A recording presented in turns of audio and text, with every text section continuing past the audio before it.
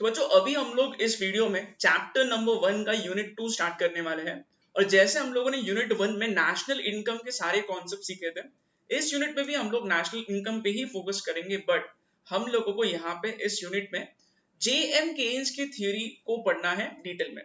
ठीक बात है। तो बच्चों देखो, जेएम केन्स जो है ना, ठीक है, ये बहुत ही फेमस इकोनॉमिस्ट रह चुके हैं, जॉन मेनार्ड केन्स, राइट।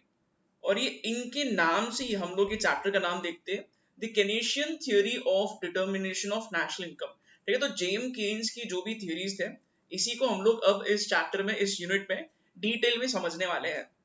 ठीक बात है। तो बच्चों जेम केन्स इतने फेमस इकोनॉमिस्ट थे, उनके थ्योरीज इतने ज्यादा फेमस हुए, इनका कंट्रीब्यूशन मैक्रो इकोनॉमिक्स में बहुत ज्यादा है। ठीक है, जैसे अल्फ्रेड मार्शल का हम लोग नाम सुनते हैं माइक्रो इकोनॉमिक्स के लिए, वैसे मैक्रो इकोनॉमिक्स में हम लोग जेम केन्स का नाम बार बार सुनेंगे। ठीक बात है बच्चों, इनके थियोरीज के बाद में जो भी लोग आके खुद के थियोरीज सामने रख चुके हैं, हम लोग देखते हैं कि इनके थियोरीज के बाद में जो भी थियोरीज आते हैं, इनको नाम दिया जाता है पोस्ट केनेशियन अप्रोच। यानी कि ये बहुत ही लैंडमार्क इनके थियोरीज थे, और इनके थियोरीज के बाद जो भी थियोरीज आए, हम लोग इनके ही नाम से वो थियोरीज को जानते हैं, पोस्ट केनेशियन अप्रोच बोलते हैं। ठीक है, तो मैं ये सब बातें आपको बताऊंगा और बच्चों जैसे जैसे इसका टाइम आएगा वैसे। ठीक है, फिलहाल हम लोग अभी शुरुआत करेंगे एक बहुत ही सिंपल से कॉन्सेप्ट से, जिसका नाम है एग्रीगेट डिमांड फंक्शन। ठीक है बच्चों, आपको एक चीज क्लियर कर देता हूं। देखो हम लोग है ना यहाँ पे डिमांड ये वर्ड पहले सीख चुके हैं माइक्रो इकोनॉमिक्स में। ठीक है, डिमांड जब भी हम लोग स्टडी करते हैं, ये माइक्रो लेवल पे ये कॉन्सेप्ट सीखा जाता है। ठीक है, बट बच्चों अगर मैं बोल रहा हूं कि मेरे को पूरे कंट्री का डिमांड कैलकुलेट करना है, ठीक है, तो पूरे कंट्री का डिमांड जब हम लोग इस चीज की बात करते हैं, तो ये हो जाएगा एग्रीगेट डिमांड। ठीक है, तो पूरे कंट्री के डिमांड की जब हम लोग बात करते हैं, this is called as aggregate demand. Aggregate मतलब पूरे कंट्री का। ठीक है, तो ये हो जाएगा मैक्रो लेवल पे। ठीक बात है, so this is macro level concept, right. और बच्चों ये मैक्रो लेवल कॉन्सेप्ट पे अभी हमें फोकस करना है। ठीक है, तो यहां लिखा है एग्रीगेट डिमांड फंक्शन। ठीक है बच्चों, एग्रीगेट डिमांड फंक्शन मतलब पूरे कंट्री का डिमांड कौन सी चीजों पे डिपेंड करता है। ठीक है, इसको हम लोग अलग एक और यहाँ पे इस टर्म से भी जानते हैं, मैक्सिमम मैक्सिमम सेल्स प्रोसीड। ठीक है बच्चों, सेल का और डिमांड का बहुत गहरा कनेक्शन है। ठीक बात है, तो अगर लोग मान के चलो कोई चीज खरीद रहे हैं, चीज बिक रही है, ठीक है, तो इससे हम लोग समझ में आता है कि चीज का डिमांड भी है। ठीक है, तो एग्रीगेट डिमांड फंक्शन एडीएफ, इसको हम लोग अभी समझने वाले हैं डिटेल में। ठीक बात है बच्चों, ये कॉन्सेप्ट डिटेल में समझाऊं मैं, इसके पहले आपको कुछ बेसिक चीजें यहाँ पे बताना बहुत जरूरी होगा। ठीक बात है, तो पहले मैं आपको बता देता हूँ कि एग्जैक्टली एग्रीगेट डिमांड फंक्शन में कौन से पॉइंट्स हमें कवर करना है। ठीक है, तो बच्चों देखो यहाँ पे मैं लिख के बता रहा हूँ एग्रीगेट डिमांड फंक्शन। ठीक है, पूरे कंट्री का डिमांड। बच्चों जब भी हम लोग डिमांड ये कॉन्सेप्ट पढ़ते हैं, तो हम लोगों को इंपॉर्टेंस देना है दो कैटेगरीज पे। ठीक है, लोग कभी भी खर्चा करेंगे तो कौन से चीजों पे खर्चा करते हैं। बच्चों लोगों के जो खर्चे है, एक्सपेंडिचर जो है, उसको हम लोग दो मेन कैटेगरीज में डिवाइड करते हैं यहाँ पे। ठीक है, तो एग्रीगेट डिमांड फंक्शन जो है बच्चों, ये मैं इस तरीके से लिख सकता हूँ। देखो एग्रीगेट डिमांड फंक्शन में कंजम्पशन एक्सपेंडिचर आएगा, कंजम्पशन एक्सपेंडिचर आएगा। ठीक है, प्लस इसमें इन्वेस्टमेंट एक्सपेंडिचर भी आएगा, इन्वेस्टमेंट एक्सपेंडिचर भी आएगा। ठीक बात है। अच्छा, इसका मीनिंग क्या है? इसका मीनिंग ये है कि जब भी हम लोग पढ़ते हैं डिमांड को कंट्री के, तो हम लोगों को ये दिमाग में रखना है कि लोग कौन से चीजों का डिमांड करते हैं।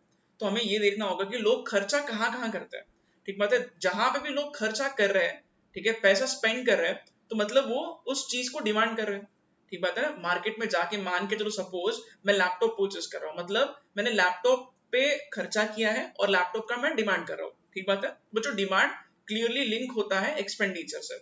ओके, तो यही हम लोग बताने की कोशिश कर रहा हूं मैं यहाँ पे, यही हम लोग पढ़ रहे हैं कि consumption expenditure plus investment expenditure दोनों को अगर हम लोग ऐड कर दे तो एग्रीगेट डिमांड फंक्शन निकलता है। ठीक बात है।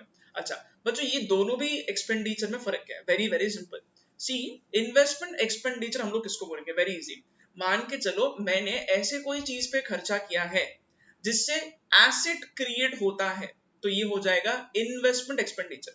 ठीक है, और मान के चलो मैं ऐसे कोई चीज पे खर्चा कर रहा हूं जिससे कोई एसेट क्रिएट नहीं हो रहा है, तो ये हो जाएगा कंजम्पशन एक्सपेंडिचर। एग्जाम्पल मैं पहले भी दे चुका बच्चों, सेम एग्जाम्पल फिर से रिपीट कर रहा हूं मैं। से फॉर एग्जाम्पल मैंने गाड़ी में डीजल भरवाया, ठीक है। तो अगर मैं कार में डीजल भरवाता हूँ तो ये कंजम्पशन एक्सपेंडिचर होगा, क्योंकि डीजल से कोई एसेट क्रिएट नहीं हो रहा है। बट अगर मैं गाड़ी परचेस करता हूँ तो ये हो जाएगा इन्वेस्टमेंट एक्सपेंडिचर। ठीक बात है। ओके, तो इसमें और ऐसे बहुत सारे एग्जाम्पल्स हम लोग कंसिडर कर सकते हैं। ठीक है, जैसे कि फॉर एग्जाम्पल गवर्नमेंट ने मान के चलो स्कूल बना दिया। ठीक है, गवर्नमेंट ने स्कूल बनाया मतलब बिल्डिंग कंस्ट्रक्ट किया, this is investment expenditure. But अगर गवर्नमेंट वही स्कूल में सैलरी पे करती है टीचर्स को तो ये हो जाएगा कंजम्पशन एक्सपेंडिचर, क्योंकि इससे कोई एसेट जनरेट नहीं हो रहा है। ठीक बात है। तो हम लोग इतनी जगह खर्चा कर लेते हैं, खाने पीने की चीजों पे खर्चा करते हैं, हम लोग मूवी देखते हैं, तो ये सब एक्सपेंडिचर कंजम्पशन एक्सपेंडिचर की कैटेगरी में होंगे। ठीक है। अब हम लोग को एक और चीज यहाँ पे दिमाग में रखना है, वो क्या है? वो ये है कि हम लोग नेशनल इनकम हर साल निकालते हैं। ठीक है, हर साल मतलब बेसिकली बहुत शॉर्ट टर्म का कॉन्सेप्ट हो चुका है बच्चों। ठीक है, तो यहाँ पे हम लोग एक और अजम्पशन कर रहे हैं। अजम्पशन क्या है? अजम्पशन ये है कि शॉर्ट टर्म में, शॉर्ट रन में, ठीक है, कम टाइम में ये खर्चा जल्दी चेंज नहीं होता, बिकॉज हम लोग रोज रोज ऐसे खर्चे नहीं करते। रोज मैं गाड़ी नहीं परचेस करूंगा, ठीक बात है, बट मैं बहुत फ्रीक्वेंटली गाड़ी में डीजल भरवाऊंगा। तो हम लोग देखते हैं कि कंजम्पशन एक्सपेंडिचर का फ्रीक्वेंसी ज्यादा होता है कंपेयर टू इन्वेस्टमेंट एक्सपेंडिचर। तो हम लोग क्या करते हैं, हम लोग ये इन्वेस्टमेंट एक्सपेंडिचर को कांस्टेंट अज्यूम कर रहे हैं। ये कांस्टेंट है, ऐसा हमने अजम्पशन किया है, दिस इज अज्यूम। ठीक है। अच्छा, तो अगर हम लोग इन्वेस्टमेंट एक्सपेंडिचर को कांस्टेंट अज्यूम करते हैं तो मतलब अब शॉर्ट टर्म में चेंज क्या होगा? सिर्फ कंजम्पशन एक्सपेंडिचर चेंज होगा। तो हम लोगों का मेन फोकस इसी एक्सपेंडिचर पे होना चाहिए ये पूरे चैप्टर में। ठीक बात है। तो कंजम्पशन एक्सपेंडिचर हम लोग देखते हैं एग्जैक्टली इसमें और क्या क्या आता है। ठीक है बच्चों, कंजम्पशन एक्सपेंडिचर में और दो कैटेगरीज है। ठीक है, इसमें दो और कैटेगरीज होते हैं। एक होता है इंड्यूस्ड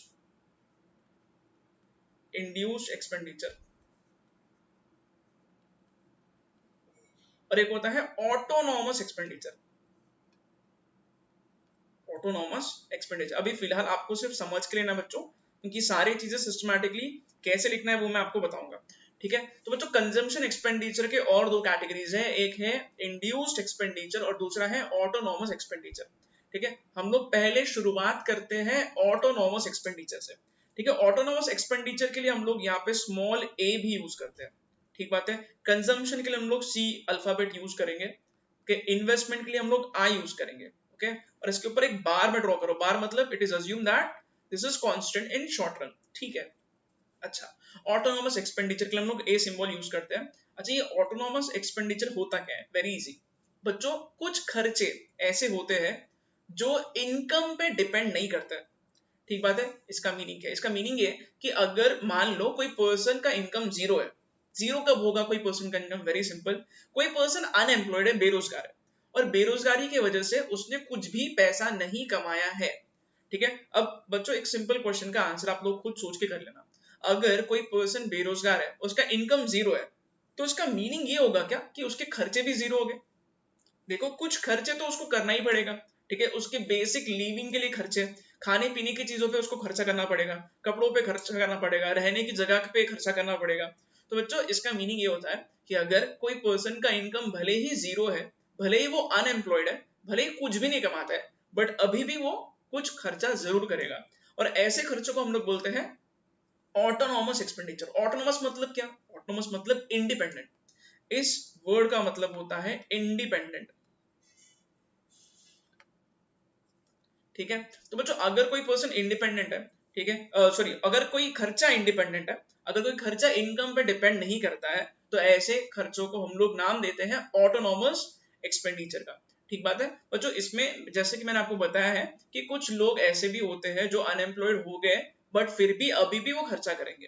ठीक है, कुछ नहीं, इनफैक्ट इंडिया में, अपने कंट्री में तो ऐसी हालत है कि बहुत सारे लोग जो है वो इस कैटेगरी में बिल्कुल आएंगे। तो ये हो गए ऑटोनॉमस एक्सपेंडिचर जो जरूरी होते हैं, जो अवॉइड नहीं किए जा सकते। तो यहाँ ये भी लिख देता हूं, अनअवॉइडेबल। अनअवॉइडेबल। ठीक है, और एक चीज यहाँ लिख सकते हैं, डज नॉट डिपेंड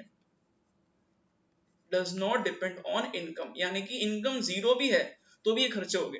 ठीक है, तो बच्चों अगर इनकम जीरो है फिर भी ये खर्चे होते हैं, तो हम लोग ऐसे खर्चों को एक और टर्म यूज करते हैं इकोनॉमिक्स में, हम लोग इनको बोलते हैं इनकम इन इलास्टिक। ठीक है, income in elastic. Income in elastic मतलब क्या? Income in elastic expenditure. इसका मीनिंग ये होगा बच्चों कि ये ऐसे खर्चे जो इनकम पे डिपेंड नहीं कर रहे। ठीक है, मतलब अगर आपका इनकम जीरो भी हो गया तो भी आप ऐसे चीजों पे खर्च करोगे, इनकम इन इलास्टिक। ओके, तो ये सब ऑटोनोमस एक्सपेंडिचर की मैं बात कर रहा था इतने टाइम तक। ठीक है, अच्छा अब बच्चों बात करते हैं इंड्यूस्ड एक्सपेंडिचर क्या होता है। ठीक है, इंड्यूस्ड एक्सपेंडिचर जो होता है, ठीक है, ये डिपेंड करता है आपके इनकम पे। ठीक है, यहां लिख देता हूं, डिपेंड्स ऑन इनकम। ठीक है, डिपेंड्स ऑन इनकम। ओके बच्चों, इकोनॉमिक्स में हम लोग इनकम के लिए वाई ये अल्फाबेट यूज करते हैं।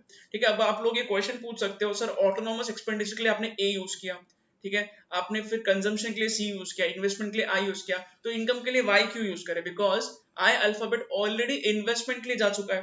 ठीक है, तो आई अगर हम लोग इन्वेस्टमेंट के लिए यूज कर चुके हैं, फिर से यहाँ पे आई यूज नहीं करेंगे क्योंकि this will unnecessarily create confusion. ठीक है, तो इसलिए हम लोग यहाँ पे इनकम को वाई इस अल्फाबेट से डिनोट करेंगे। ओके, तो बच्चों यहाँ पे क्या लिखा, देखो इंड्यूस्ड एक्सपेंडिचर ये ऐसे खर्चे हैं जो आपके इनकम पे डिपेंड करते हैं। इन शॉर्ट, आप ऐसे खर्चों को तभी करना सोचोगे, तभी स्पेंड करना सोचोगे, ऐसी चीजों पे खर्चा तभी करना सोचोगे अगर आपका इनकम है तो। ठीक है, तो फॉर एग्जाम्पल अगर मान के चलो मेरे को महंगी गाड़ी परचेस करना है, तो मैं ये कब खरीदूंगा? जब मेरे पास इनकम अच्छा खासा होगा, तभी मैं महंगी गाड़ी परचेस करने का सोचूंगा। तो अगर मेरे पास पैसे नहीं है तो मैं बड़ी गाड़ी, महंगी गाड़ी खरीदने का सोचूंगा भी नहीं। ठीक बात है, तो ये कार का जो एक्सपेंडिचर हो गया ये induced expenditure. Actually induced expenditure में एग्जांपल देना गलत होगा बिकॉज ये इन्वेस्टमेंट का एक्सपेंडिचर हो जाएगा कार अगर मैं खरीद रहा तो। विल टेक अनदर एग्जांपल बच्चों, अभी फॉर एग्जांपल मान के चलो से मूवी का टिकट में परचेस कर रहा हूं। ठीक है, मूवी देखना नेसेसिटी नहीं होती है, ये ऑटोनोमस एक्सपेंडिचर में नहीं आएगा, ये इंड्यूस्ड एक्सपेंडिचर में आएगा। वही लोग मूवी थिएटर में मूवी देखना पसंद करेंगे जिनके पास पैसा है, जिनके पास अच्छा खासा इनकम है। तो ये सारे खर्चे इनकम के फंक्शन हो गए, इनकम पे डिपेंड कर रहे हैं। ठीक है, तो ये सब इंड्यूस्ड एक्सपेंडिचर के एग्जाम्पल से बच्चों। ठीक है, जो भी खर्चा हम लोग करते हैं जो अपने इनकम पे डिपेंड करता है, ये सब हो जाएंगे इंड्यूस्ड एक्सपेंडिचर की कैटेगरी में। ठीक है बच्चों, अभी देखो एग्जैक्टली क्या होता है। हम लोग जितना भी पैसा कमाते हैं सारा पैसा तो खर्च नहीं करेंगे। ठीक बात है, ये तो ऑब्वियस है। ठीक है, तो लोग अपने इनकम का कुछ पोर्शन खर्च करते हैं बट कुछ पोर्शन सेव भी करते हैं। ठीक बात है, तो बच्चों देखो यहाँ पे वाई पे डिपेंड करता है, इनकम पे डिपेंड करता है। तो इंड्यूस्ड एक्सपेंडिचर का एक्चुअली फॉर्मूला है बी इंटू वाई। ठीक है, बी इंटू वाई ऐसा मैं क्यों कर रहा हूं? बिकॉज जितना कमाया है उतना पूरा थोड़ा ना खर्चा होगा। जितना कमाया है आपने उसका कुछ प्रपोर्शन आपको निकालना पड़ेगा और उस प्रपोर्शन में आप खर्चा करोगे। ठीक है, तो यहाँ पे हम लोग इसलिए ये अल्फाबेट यूज कर रहे हैं। ये बी जो होता है ना बच्चों, इसको हम लोग स्लोप भी बोलते हैं,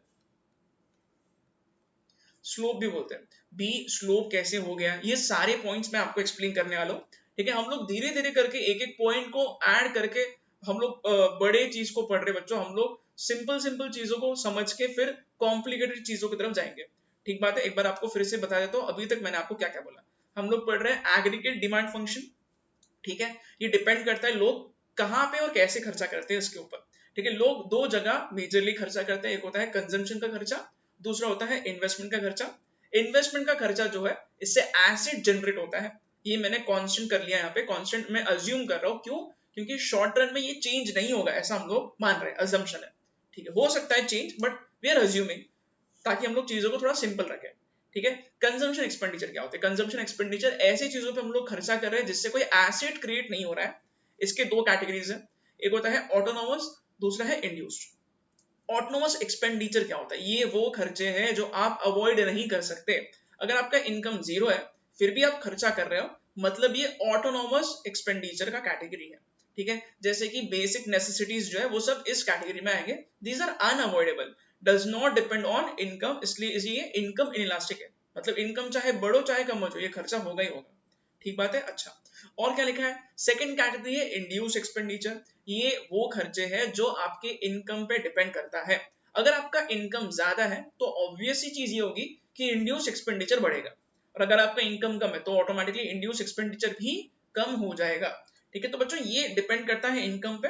और इसका फॉर्मूला क्या है? इंड्यूस एक्सपेंडिचर हम लोग कैसे निकालेंगे? B into Y. Induced expenditure is not equal to income, क्योंकि इनकम जितना है आप पूरा खर्चा थोड़ा ना करते हो, आपको कुछ प्रपोर्शन निकालना पड़ेगा, और ये प्रपोर्शन को हम लोग डिनोट करते हैं बी अल्फाबेट से। इसको हम लोग स्लोप भी बोलते हैं। स्लोप क्यों बोलते हैं ये हम लोग अब समझने वाले हैं, इस कॉन्सेप्ट को भी मैं आपको समझाऊंगा डिटेल में। ठीक है बच्चों, अभी फिलहाल ये देखो यहाँ पे हमने जो लिखा है ना, इसको मैं आपको यहाँ से अब पढ़ के बता रहा हूँ। ठीक है, तो ये हो गया AD. AD is again your aggregate demand. ठीक है ना, यस। तो एग्रीगेट डिमांड जो है, ओके, इसका फॉर्मूला क्या है? इसका फॉर्मूला है सी यानी कि कंजम्पशन एक्सपेंडिचर प्लस आई यानी कि इन्वेस्टमेंट एक्सपेंडिचर। ठीक है बच्चों, ये देखो यहाँ पे मैंने लिखा भी, सी मतलब होता है कंजम्पशन। ओके बच्चों, कंजम्पशन को हम लोग बोल सकते हैं डिस्ट्रक्शन ऑफ यूटिलिटी। ऐसा क्यों बोल रहा हूं मैं? Very easy. प्रोडक्शन मतलब क्या? प्रोड्यूस करना कोई चीज को, मतलब क्रिएशन ऑफ यूटिलिटी। ठीक है, और अगर मैं कोई चीज को कंज्यूम कर रहा हूं तो it will be destruction of utility. ठीक है, एक और यहाँ पे टर्म हम लोग ये यूज कर सकते हैं। कोई चीज को जब मैं प्रोड्यूस करता हूं तो हम लोग बोलेंगे कि यूटिलिटी को क्रिएट कर रहा हूं। अगर कोई चीज को मैं कंज्यूम करता हूं तो मैं यूटिलिटी को डिस्ट्रॉय कर रहा हूं। ठीक बात है ना? यस। अच्छा, और क्या लिखा है? आई मतलब इन्वेस्टमेंट, ये मैंने बोला है। ये ऊपर जो बार हमने यूज किया है, ये इसका मीनिंग क्या है? इसका मतलब ये है कि ये कांस्टेंट है, ऐसा हम लोग अज्यूम कर रहे हैं। ठीक है, यहाँ लिखा है देखो, it is assumed in short run investments are constant. ठीक है, तो शॉर्ट रन में इन्वेस्टमेंट्स कांस्टेंट रहेंगे, ऐसा हम लोगों ने अजम्पशन रखा है। ठीक बात है। अच्छा बच्चों देखो, यहाँ पे ये जो कंजम्पशन एक्सपेंडिचर है, इसके भी दो कैटेगरीज मैंने आपको अभी एक्सप्लेन किया है। ऑटोनोमस एक्सपेंडिचर ए और इंड्यूस एक्सपेंडिचर मतलब बी इंटू आई। ठीक है, इंड्यूस मतलब it is function of I. Function मतलब क्या? F stands for function. Function मतलब डिपेंड्स ऑन।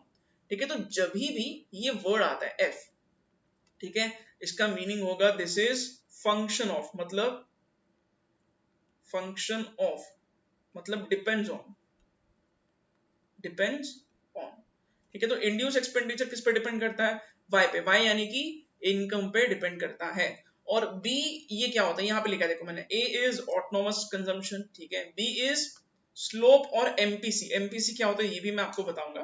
ठीक है, और ये वाई, वाई मतलब होता है इनकम। ठीक बात है बच्चों, अभी हम लोग एक काम करते हैं, इसके ग्राफ को हम लोग सही तरीके से समझने की कोशिश करते हैं। ये देखो, ये C is equal to A plus B Y, ये यहाँ पे इस तरीके से अपना ये इक्वेशन आता है। ठीक बात है। So this is the equation, C यानी कि consumption expenditure is equal to A यानी कि autonomous expenditure plus B into Y. B into Y मतलब क्या होगा? ये होगा अपना induce expenditure.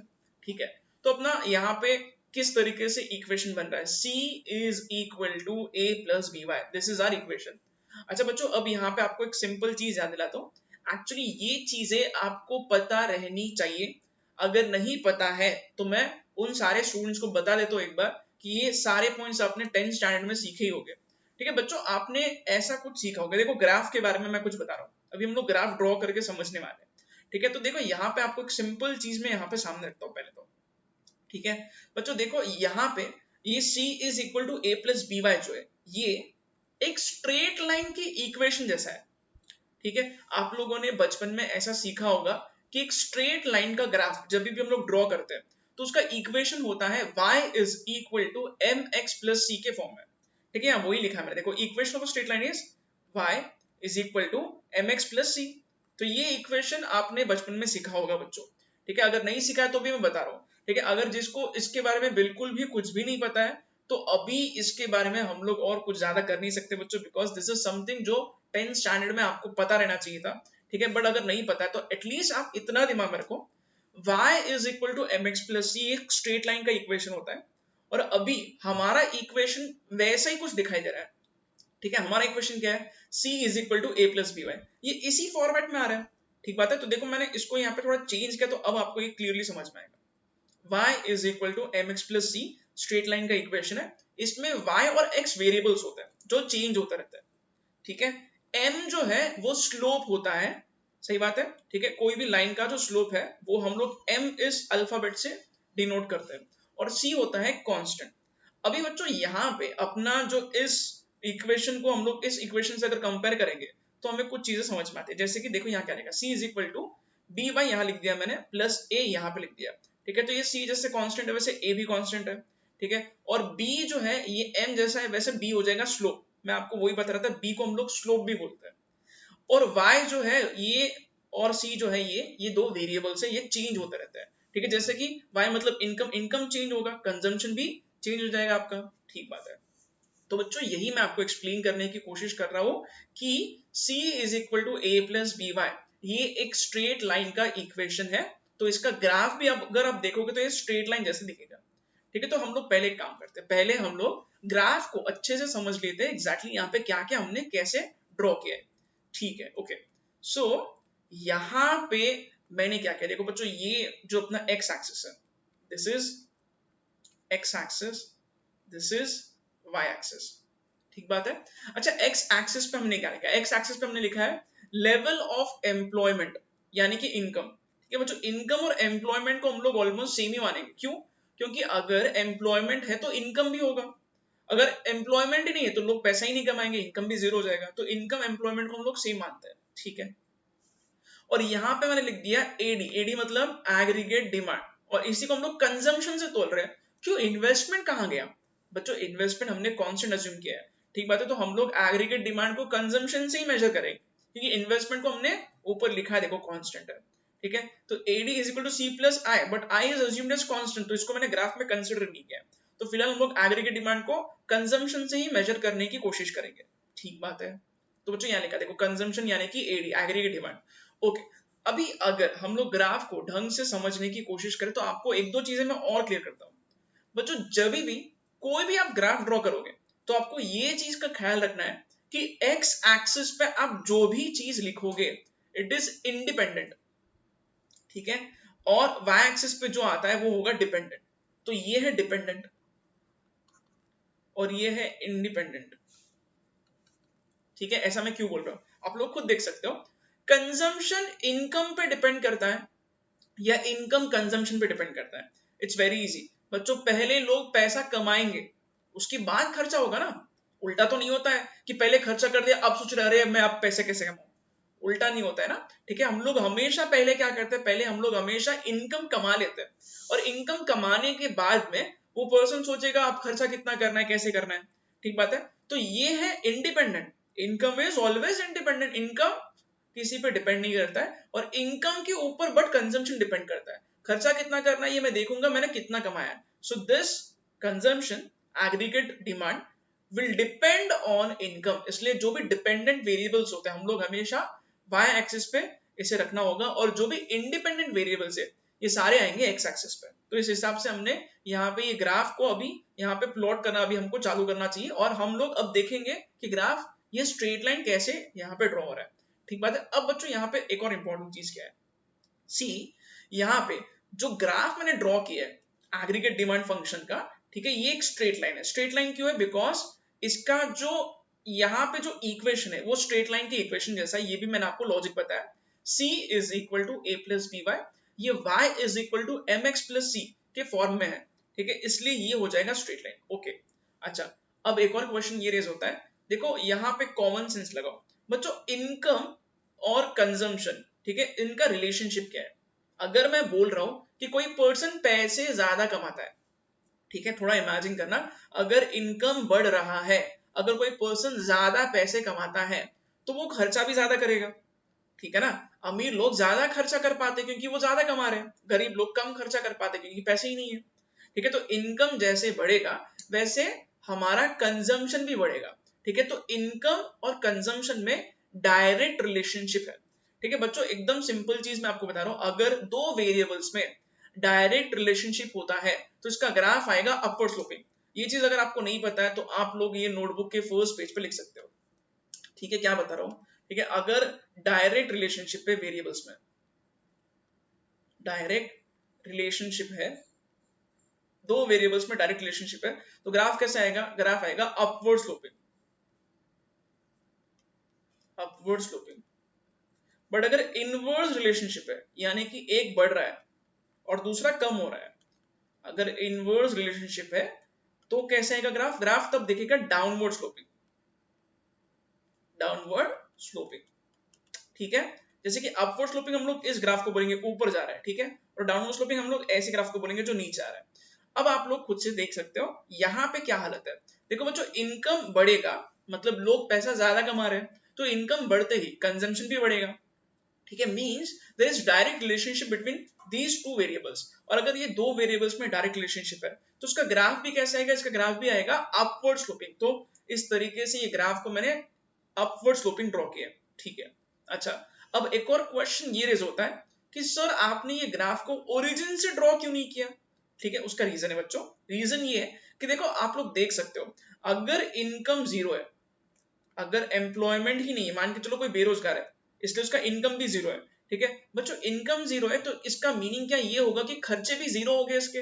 Answer is no, क्योंकि अभी मैंने आपको बताया ऐसे बहुत सारे लोग हैं अपने देश में जो बिल्कुल भी नहीं कमाते हैं बट खर्चे हैं उनके, ठीक है। खाने पीने के तो खर्चे हो गए, ठीक बात है, रहने के खर्चे हो गए, ओके। तो बच्चों जो बेसिक नेसेसिटीज है उस पे वो पर्सन खर्चा करेगा। तो हम लोग देख सकते हैं इनकम जीरो भली है बट अभी भी कंजम्पशन है, तो ये जो खर्चा है ना, ओ ए रिप्रेजेंट्स ऑटोनॉमस एक्सपेंडिचर, ठीक है। ओ ए क्या रिप्रेजेंट करता है, ये ऑटोनॉमस एक्सपेंडिचर है, ऑटोनॉमस एक्सपेंडिचर, सही बात है। ऑटोनॉमस मतलब क्या, ऑटोनॉमस मतलब जो इनकम पे डिपेंड नहीं करता है, इसलिए हम लोग देख रहे हैं इनकम जीरो है फिर भी लोग कुछ ना कुछ खर्चा करेंगे, तो इसलिए इनकम जीरो है तो भी यहां से खर्चा हो गई होगा, और जैसे इनकम और बढ़ेगा वैसे खर्चे और बढ़ेंगे, ठीक है। तो ये और इसलिए आगे ऊपर की तरफ हम लोग को इसको ड्रॉ करना है इस तरीके से, ठीक बात है बच्चों। इसलिए इसका ग्राफ जो है वो स्ट्रेट लाइन अपवर्ड स्लोपिंग होगा, पर it will never be crossing the origin, origin को क्रॉस नहीं करता, ये इस तरीके से ड्रॉ नहीं करना है, कट नहीं होगा ओरिजिन से, ये ऊपर के लेवल से होगा और इस लेवल को हम लोग ऑटोनोमस एक्सपेंडिचर मान रहे हैं, ठीक बात है। तो इसलिए बच्चों ये था ग्राफ का सारा एक्सप्रेशन। अब आप लोग ग्राफ को ड्रॉ भी कर सकते हो, ठीक है बच्चों, बट ग्राफ को ड्रॉ करने के अलावा हमें एक दो पॉइंट्स और ढंग से समझना है, ठीक बात है। जैसे कि यहाँ क्या लिखा है, देखो यहाँ पे एक्सप्लेनेशन को मैं थोड़ा और आपको पढ़ के एक्सप्लेन कर रहा हूँ। देखो यहाँ पे क्या लिखा है, equation of a straight line is y is equal to mx plus, ये हमें पता है, और c is equal to B Y plus, ये भी इसी फॉर्मेट में है, ठीक है। तो अगर हम लोग कंपेयर करेंगे तो हमको समझ में आएगा कि b जो है, ये अल्फाबेट जो हम लोग यूज कर रहे हैं, ठीक है, इसी को हम लोग स्लोप भी बोलते हैं, सही बात है बच्चों। आपको एक चीज और बताता हूँ, अगर हमें स्ट्रेट लाइन का स्लोप निकालना है, ठीक है, तो स्लोप का एक और फॉर्मूला है, स्लोप का एक और फॉर्मूला होता है चेंज इन y एक्सिस अपॉन चेंज इन x एक्सिस, ठीक है। स्लोप का एक और फॉर्मूला क्या है, change in y axis upon change in x axis, this is another formula for slope, ठीक है बच्चों। ये देखो ये सारे पॉइंट्स में जो बता रहा हूँ ना, बहुत सारे स्टूडेंट्स शायद ये सोचते होंगे सर कहाँ आप इकोनॉमिक्स से सीधा आप ज्योमेट्री में आ गए, ठीक है, कहाँ आप मैथ्स के चीजों को हमें पढ़ा रहे हो, बट बच्चों ये चीजें बहुत इंपॉर्टेंट है एक्चुअली।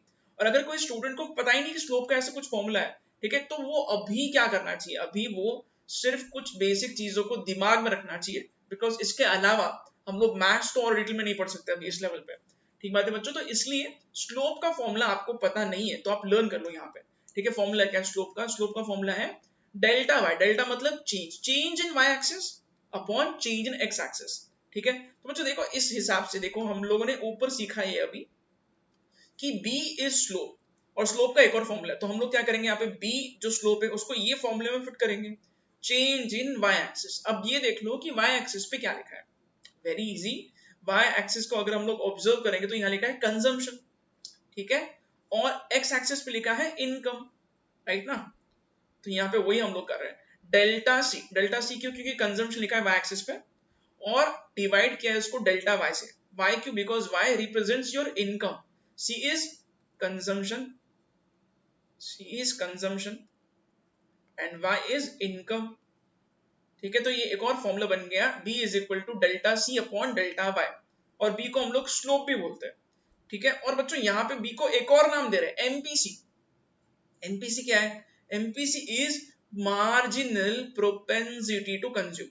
ये क्या होता है, ये मैं आपको अब नेक्स्ट पॉइंट में एक्सप्लेन करने वाला हूं, बहुत ज्यादा इंपॉर्टेंट पॉइंट है एमपीसी का, ठीक है। तो बच्चों एमपीसी का कौन सा हम लोग एकदम डिटेल में पढ़ेंगे, फिर से हम लोग यहाँ पे आके ये पॉइंट्स चेक करेंगे तो हमें पूरे पॉइंट्स और अच्छे से क्लियर हो जाएंगे, ठीक है। तो अभी आपको क्या करना है, अभी आपको ये सारे के सारे पॉइंट्स अब नोट करना चाहिए, ठीक है। तो ये नोट कर लो आप, उसके बाद हम लोग फिर नेक्स्ट पॉइंट पे आएंगे, ठीक बात है, यस।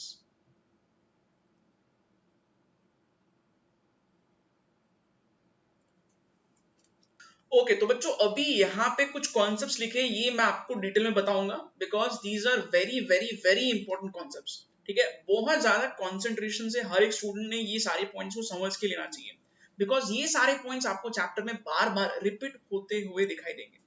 ठीक है, तो बच्चों अभी देखो यहाँ पे ऊपर हमने काफी सारी चीजें पढ़ी थी। एमपीसी क्या होता है ये मैंने आपको नहीं बताया अभी तक, तो यही पॉइंट्स नीचे अब मैं आपको डिटेल में एक्सप्लेन कर रहा हूँ। ठीक है, तो बच्चों देखो यहाँ पे दो कॉन्सेप्ट्स लिखे हैं, दो नहीं एक्चुअली चार कॉन्सेप्ट्स है। कौन से चार कॉन्सेप्ट्स है? एक है एमपीसी, दूसरा है एपीसी, ठीक है, और फिर नीचे और दो कॉन्सेप्ट्स लिखे हैं, एपीएस एंड एमपीएस। तो ये चारों कॉन्सेप्ट्स मैं आपको बताने वाला हूं अब। सबसे पहले हम लोग शुरू करते हैं एपीसी से। ठीक है, तो देखो यहाँ एपीसी का फुल फॉर्म लिखा है, ठीक बात है। Okay, so this is the full form of APC. APC stands for Average Propensity to Consume. अच्छा, इसका मीनिंग क्या है बच्चों? इसका पहले हम लोग फॉर्मूला चेक कर लेते हैं और फिर इसका मीनिंग क्या निकालना है, किस तरीके से ये कॉन्सेप्ट को समझना है, ये मैं आपको बताऊंगा। ठीक है बच्चों, एवरेज प्रोपेंसिटी टू कंज्यूम, इसका मीनिंग ये होता है कि ये फॉर्मूला लिखा है यहाँ पे C upon Y. C upon Y मतलब कंजम्पशन डिवाइडेड बाय इनकम। ठीक है, एक एग्जांपल से मैं आपको ये चीज एक्सप्लेन करके देता हूँ। ठीक है, ओके, से सपोज कोई पर्सन है जिसका इनकम है, मान के चलो सपोज 10,000 रुपीज। ठीक है, हर महीने ये 10,000 रुपए कमाता है और ऐसा देखा जाता है कि ये जो कमा रहा है इसमें से खर्च कर रहा है अप्रोक्सीमेटली 5,000 रुपए। 5,000 रुपए खर्च कर रहा है। ठीक है, तो इनकम कितना है? इनकम है 10,000। ठीक है, और कंजम्पशन यानी कि खर्चा कितना हुआ? 5,000 रुपीज का ही खर्चा कर रहे हैं। Okay, fair enough. तो अभी अगर हम लोग इसको कैलकुलेट करें तो आंसर आएगा 0.5। ठीक बात है ना?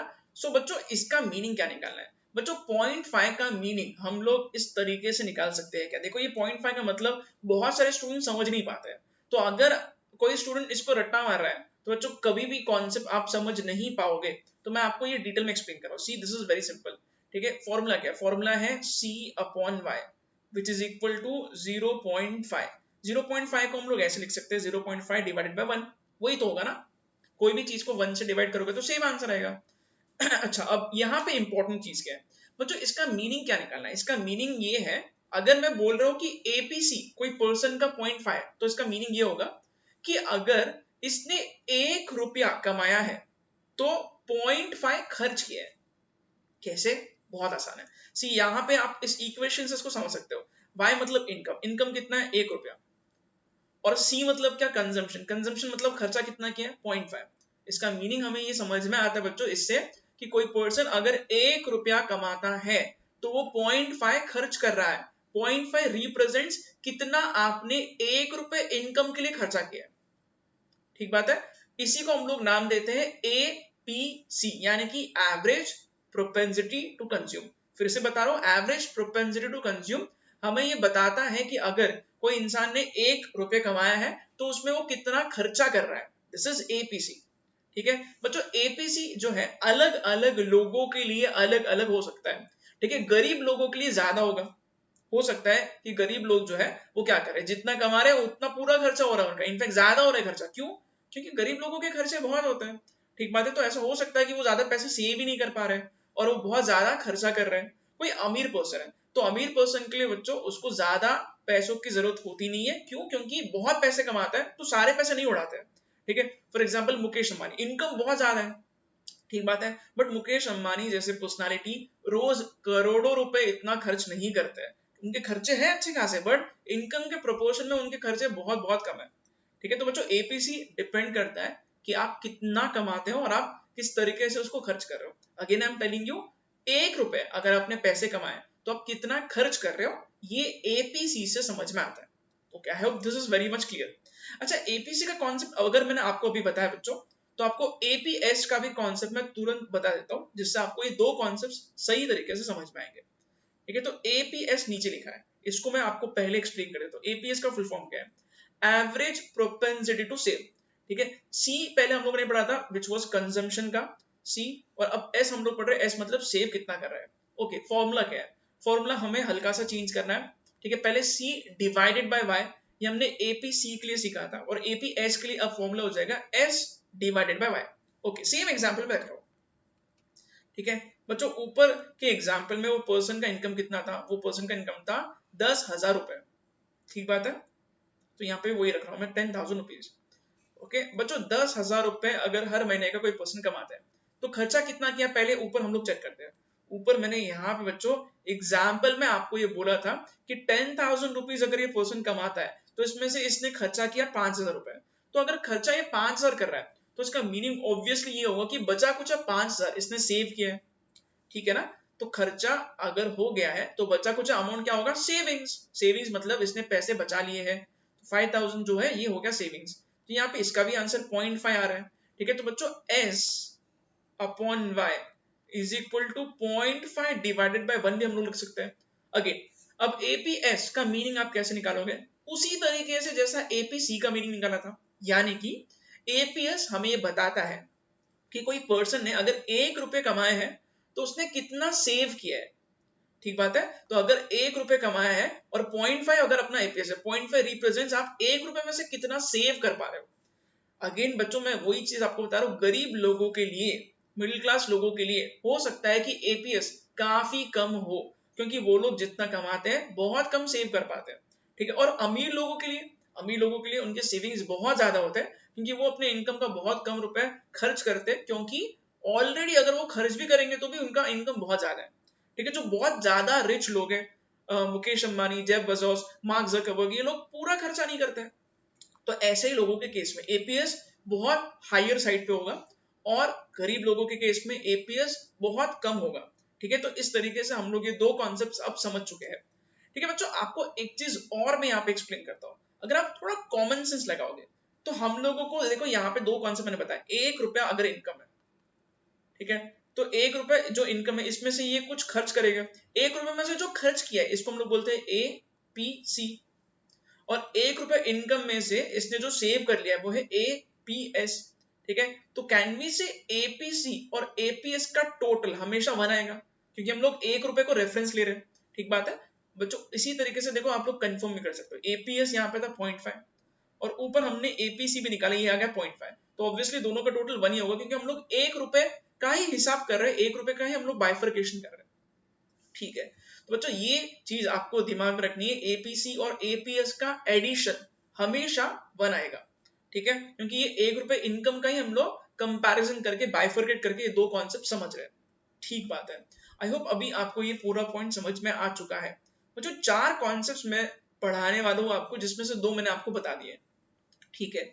बढ़ते हैं अब आगे तीसरे कॉन्सेप्ट की तरफ, जिसका नाम है एमपीसी, ठीक है। तो बच्चों देखो एमपीसी ऊपर भी लिखा हुआ था, फुल फॉर्म क्या है इसका, फुल फॉर्म है marginal propensity to consume, marginal propensity to consume. बच्चों मार्जिनल वर्ड का मीनिंग क्या होता है, देखो आपने बहुत बार 12th स्टैंडर्ड में या फिर सीए फाउंडेशन में या फिर सीपीटी अगर आपने वो एग्जाम दिया है तो आपने ये मार्जिनल का कॉन्सेप्ट सीखा होगा, मार्जिनल यूटिलिटी, मार्जिनल प्रोडक्ट, ठीक है। बहुत बार मार्जिनल ये वर्ड आता है, ठीक है। मार्जिनल मतलब क्या, मार्जिनल मतलब एक्स्ट्रा, 1 एडिशनल, मार्जिनल मतलब क्या, 1 एडिशनल, 1 एडिशनल, ठीक बात है। तो यहाँ पे इसका फॉर्मूला क्या निकल रहा है, फॉर्मूला बहुत आसान है बच्चों, फॉर्मूला है delta C upon delta Y. देखो ऊपर और नीचे यहाँ पे कुछ डिफरेंस आया है डेफिनेटली, ऊपर हमने क्या सीखा था, एपीसी का फॉर्मूला था सी अपॉन वाई, बट अब हम लोग पढ़ रहे हैं एमपीसी, एमपीसी का फॉर्मूला है delta C upon delta Y. जब भी हम लोग ये डेल्टा यूज करते हैं इसका मतलब होता है चेंज, ठीक बात है। तो हम लोग इसको किस तरीके से पढ़ेंगे, change in consumption upon change in income, ठीक है बच्चों। Change in consumption upon change in income को ही हम लोग एमपीसी बोलते हैं।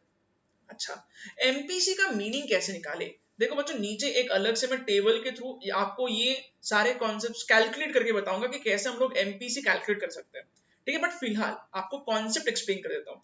बच्चों एमपीसी क्या रिप्रेजेंट करता है, एमपीसी का मतलब क्या निकालना है, वेरी इजी। एमपीसी हमें ये बताता है कि अगर कोई पर्सन एक एक्स्ट्रा रुपया कमाता है, एक्स्ट्रा, तो उसमें से कितना एक्स्ट्रा खर्च कर रहा है, that is what MPC would mean, ठीक है। फिर से बता रहा हूं, अगर कोई पर्सन ने 1 रुपया एक्स्ट्रा कमाया तो उसमें से कितना एक्स्ट्रा खर्च कर रहा है, ठीक है। एक्स्ट्रा पे, एडिशनल पे हमें फोकस करना है, ओके। तो ये एमपीसी हमें इस तरीके से ये चीज एक्सप्लेन करता है, ओके बच्चों, बहुत इंपॉर्टेंट कॉन्सेप्ट है एमपीसी का भी। और ये जो delta C upon delta Y है ना, इसी को हम लोग बी भी बोलते हैं। बी क्या है? B is slope of consumption curve. ये देखो ऊपर मैंने आपको ये बताया था, ठीक है, आपको मैंने ये बोला था कि स्लोप जो है उसका फॉर्मूला होता है delta Y upon delta X, ठीक है, change in Y axis upon change in X axis. और इसी तरीके से हमने ये देखा था कि बी जो है ये इसका फॉर्मूला निकल के आ रहा है delta C upon delta Y, और इसी को हम लोग एमपीसी भी बोलते हैं, ठीक है। तो अगर कोई आपको पूछता है एमपीसी क्या है, तो आपको कुछ चीजें दिमाग में रखनी है। एमपीसी बोलते हैं, आपको ये दिमाग में रखना है, it is delta C upon delta Y, और एमपीसी को ही हम लोग स्मॉल बी इस अल्फाबेट से डिनोट करते हैं, और यही होता है स्लोप, ठीक है बच्चों। स्लोप बहुत इंपॉर्टेंट कॉन्सेप्ट है। स्लोप से कोई भी ग्राफ का हमें पोजीशन समझ में आता है, ठीक है, वो कैसे ड्रॉ करना है। ओके, तो बच्चों अब मैं आपको ज्यादा मैथमेटिकली नहीं बताऊंगा, ठीक है, क्योंकि वो वाला पॉइंट अपने लिए इतना रेलेवेंट नहीं है, ठीक है। आपको कॉन्सेप्ट दिमाग में रखना है। कोई भी अगर आपको पूछेगा एमपीसी क्या होता है, तो आपको ब्रीफली इतना तो दिमाग में रखना है, एमपीसी अपने को ये बताता है कि कोई एक एक्स्ट्रा इनकम, 1 रुपए का अगर वो कमाता है तो उसमें से कितना एक्स्ट्रा खर्च कर रहा है, ठीक बात है। अच्छा तो बच्चों ये हो गया है slope of consumption curve. MPC के कॉन्सेप्ट से सिमिलर एक और कॉन्सेप्ट है सेविंग्स वाला, ठीक है, वो है एमपीएस। इसका फुल फॉर्म क्या है? फुल फॉर्म है मार्जिनल प्रोपेंसिटी टू सेव, ठीक है। फॉर्मूला फिर से हमें उसी तरीके से करना है, क्योंकि मार्जिनल आ गया मतलब वन एडिशनल, तो इसका फॉर्मूला क्या हो जाएगा? Delta S upon delta Y. तो इसका फॉर्मूला यहाँ पे बच्चों मैं पूरा कंप्लीट कर देता हूँ, ताकि आप लोग जब लिखो तब आपको कुछ कंफ्यूजन ना रहे, ठीक है। So this is change in savings upon change in income, ठीक है। इसका मीनिंग क्या है? अगर एक एक्स्ट्रा रुपए कोई पर्सन कमाता है तो कितना एक्स्ट्रा वो सेव कर पाता है, इसका मीनिंग इस तरीके से हमें निकालना है, ठीक बात है। तो बच्चों आई होप आपको ये चारों कॉन्सेप्ट्स क्लियर हो चुके हैं, और भी हम लोग इसको पढ़ेंगे ढंग से इस टेबल के। तो देखो यहाँ पे नीचे मैंने एक एग्जाम्पल रखा है, तो ये एग्जाम्पल को मैं अभी आपको एक्सप्लेन करके ये कॉन्सेप्ट को और अच्छे से समझाने की कोशिश करता हूँ, ठीक है। अच्छा सी, दिस इज वेरी सिंपल बच्चों। अभी क्या करना है हमें, यहाँ पे ये टेबल को कंप्लीट करना है। एग्जाम में अगर मान के चलो आपको ये कुछ भी ऐसा कुछ क्वेश्चन आता है, तो आपको बहुत सही तरीके से ये टेबल पूरी तरीके से खुद से बनाने आना चाहिए। तो जो हमारे पास क्या क्या अवेलेबल है, हमारे पास इनकम दिया है, हमारे पास कंजम्पशन लिखा है, एपीसी, एमपीसी और एमपीएस, ये हमें कैलकुलेट करना है। ओके, तो ये मैं आपको बता रहा हूँ कि एग्जैक्टली हम लोग ये कैसे कैलकुलेट कर सकते हैं। सबसे पहले एपीसी का फॉर्मूला क्या है? Very easy. देखो एपीसी हमने अभी पढ़ा है बच्चों, APC is average propensity to consume, ठीक है। इसका फॉर्मूला क्या है? C upon Y, consumption divided by income. तो फॉर्मूला आपको सबसे पहले लिख देना है, ठीक है, तो आपका काम यहाँ पे आसान हो जाएगा। This is C upon Y. Okay, तो बच्चों सी अपॉन वाई सिंपली आपको डिवाइड करना है, ठीक है। पहले इसमें तो कुछ निकलेगा नहीं क्योंकि इनकम जीरो है। आप लोग यहाँ देख सकते हो इनकम बढ़ रहा है, ठीक है, 1000, 2000, 3000, 6000 एंड 10000, ठीक है। जैसे इनकम बढ़ेगा, हमने अभी सीखा है, खर्चा भी बढ़ेगा, कंजम्पशन बढ़ेगा। तो ये देखो यहाँ पे समझ में आता है बच्चों, इनकम जैसे वो पर्सन ज्यादा कमाने लगता है, ठीक है, ये हम लोग पूरे कंट्री का पढ़ रहे हैं। वैसे जैसे जैसे इनकम बढ़ेगा वैसे वैसे कंजम्पशन भी बढ़ेगा।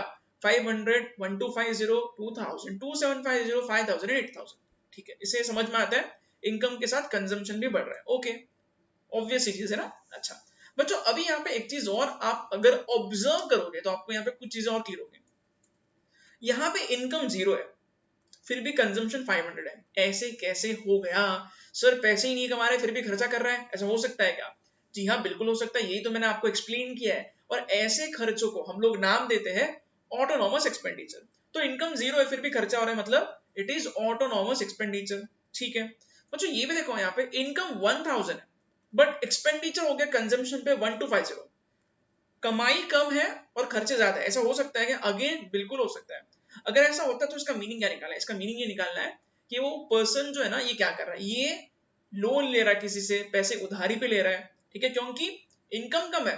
खर्चा ज्यादा कैसे कर सकता है? पैसे ही नहीं कमाया तो किसी से लोन लिया है, बोरो किया पैसा, बोरो करने के बाद ये खर्चा कर रहा है। So this is very much possible, ठीक है। अच्छा यहाँ पे देखोगे तो समझ में आएगा, 2000 इनकम है, 2000 कंजम्पशन, मतलब जितना कमाया सारा का सारा खर्च हो गया, कुछ भी पैसे ये सेव नहीं कर पा रहे, सेविंग जीरो, क्योंकि जितना कमा रहा है उतना पूरा खर्च कर रहा है। बच्चों अगर हमारा इनकम और कंजम्पशन सेम होता है तो हम लोग इसको ब्रेक इवन पॉइंट भी बोलते हैं। ब्रेक इवन मतलब हमारे सेविंग जीरो है, ब्रेक इवन मतलब जितना कमाया उतना पूरा खर्च हो गया, ठीक है। आगे जब मैं ग्राफ ड्रॉ करके बताऊंगा ना और इसका, तो आपको और ये कॉन्सेप्ट सही तरीके से समझ में आ जाएगा, ठीक बात है। अच्छा और क्या लिखा है, इनकम 6000 है, फिर कंजम्पशन हो गया 5000, मतलब अब ये पहली बार पैसा सेव कर रहा है। आप लोग ये देख सकते हो, कमाई हुई 6000 बट खर्चा हुआ सिर्फ 5000, मतलब 1000 इसने सेव किया है सक्सेसफुली। और आखिरी में ये 2000 रुपए सेव कर पा रहा है क्योंकि इनकम है 10,000 और कंजम्पशन है 8000। ओके बच्चों, अब टेबल को हम लोग कंप्लीट करने की कोशिश करते हैं यहाँ पे। Okay this is very simple. देखो यहाँ पे एपीसी का फॉर्मूला क्या है, सी डिवाइडेड बाय वाई, ठीक है। तो यहाँ पे कंजम्पशन कितना है 1250 डिवाइडेड बाय 1000। तो बच्चों अभी हम लोग कैलकुलेटर आपको सामने रखना है, मैं भी आपको बता रहा हूँ कि एग्जैक्टली हम लोग ये कैसे ये सब कैलकुलेशन कर सकते हैं, ठीक बात है। So this is 1250 divided by 1000. Again this is very simple actually. तो ये मैं डायरेक्टली लिख देता हूँ 1.25। मीनिंग क्या है इसका, मीनिंग ये एक रुपए कमाई है तो खर्चा है 1.25, ठीक है। तो बच्चों ऐसा हो सकता है, ऐसी पिक्चर भी बनी, आमदनी 98 खर्चा रुपया, ठीक है। मतलब ऐसा हो सकता है कि इनकम कम है खर्चा ज्यादा है। ओके मतलब यहाँ पे वो पर्सन की हालत बहुत बुरी है क्योंकि इसने कहीं से बोरो किया होगा पैसा, सही है। आपको कॉन्सेप्ट दिमाग में रखना है, एपीसी का कॉन्सेप्ट मैंने बताया, एक रुपए कमाई पे खर्चा कितना होता है, ऐसा इसका मीनिंग निकलता है। ओके अच्छा चलो ठीक है, और क्या लिखा है यहाँ पे 2000 एंड 2000, तो यहाँ पे सीधा डिवाइड करना है सी अपॉन वाई, तो ये हो जाएगा 1, ठीक है। तो और यहाँ पे देखो 2750 डिवाइडेड बाय 3000। ओके तो ये मैं आपको कैलकुलेट करके दिखा रहा हूँ, 2750 डिवाइडेड बाय 3000, ठीक है। So this will come to, एक सेकेंड, दिस इज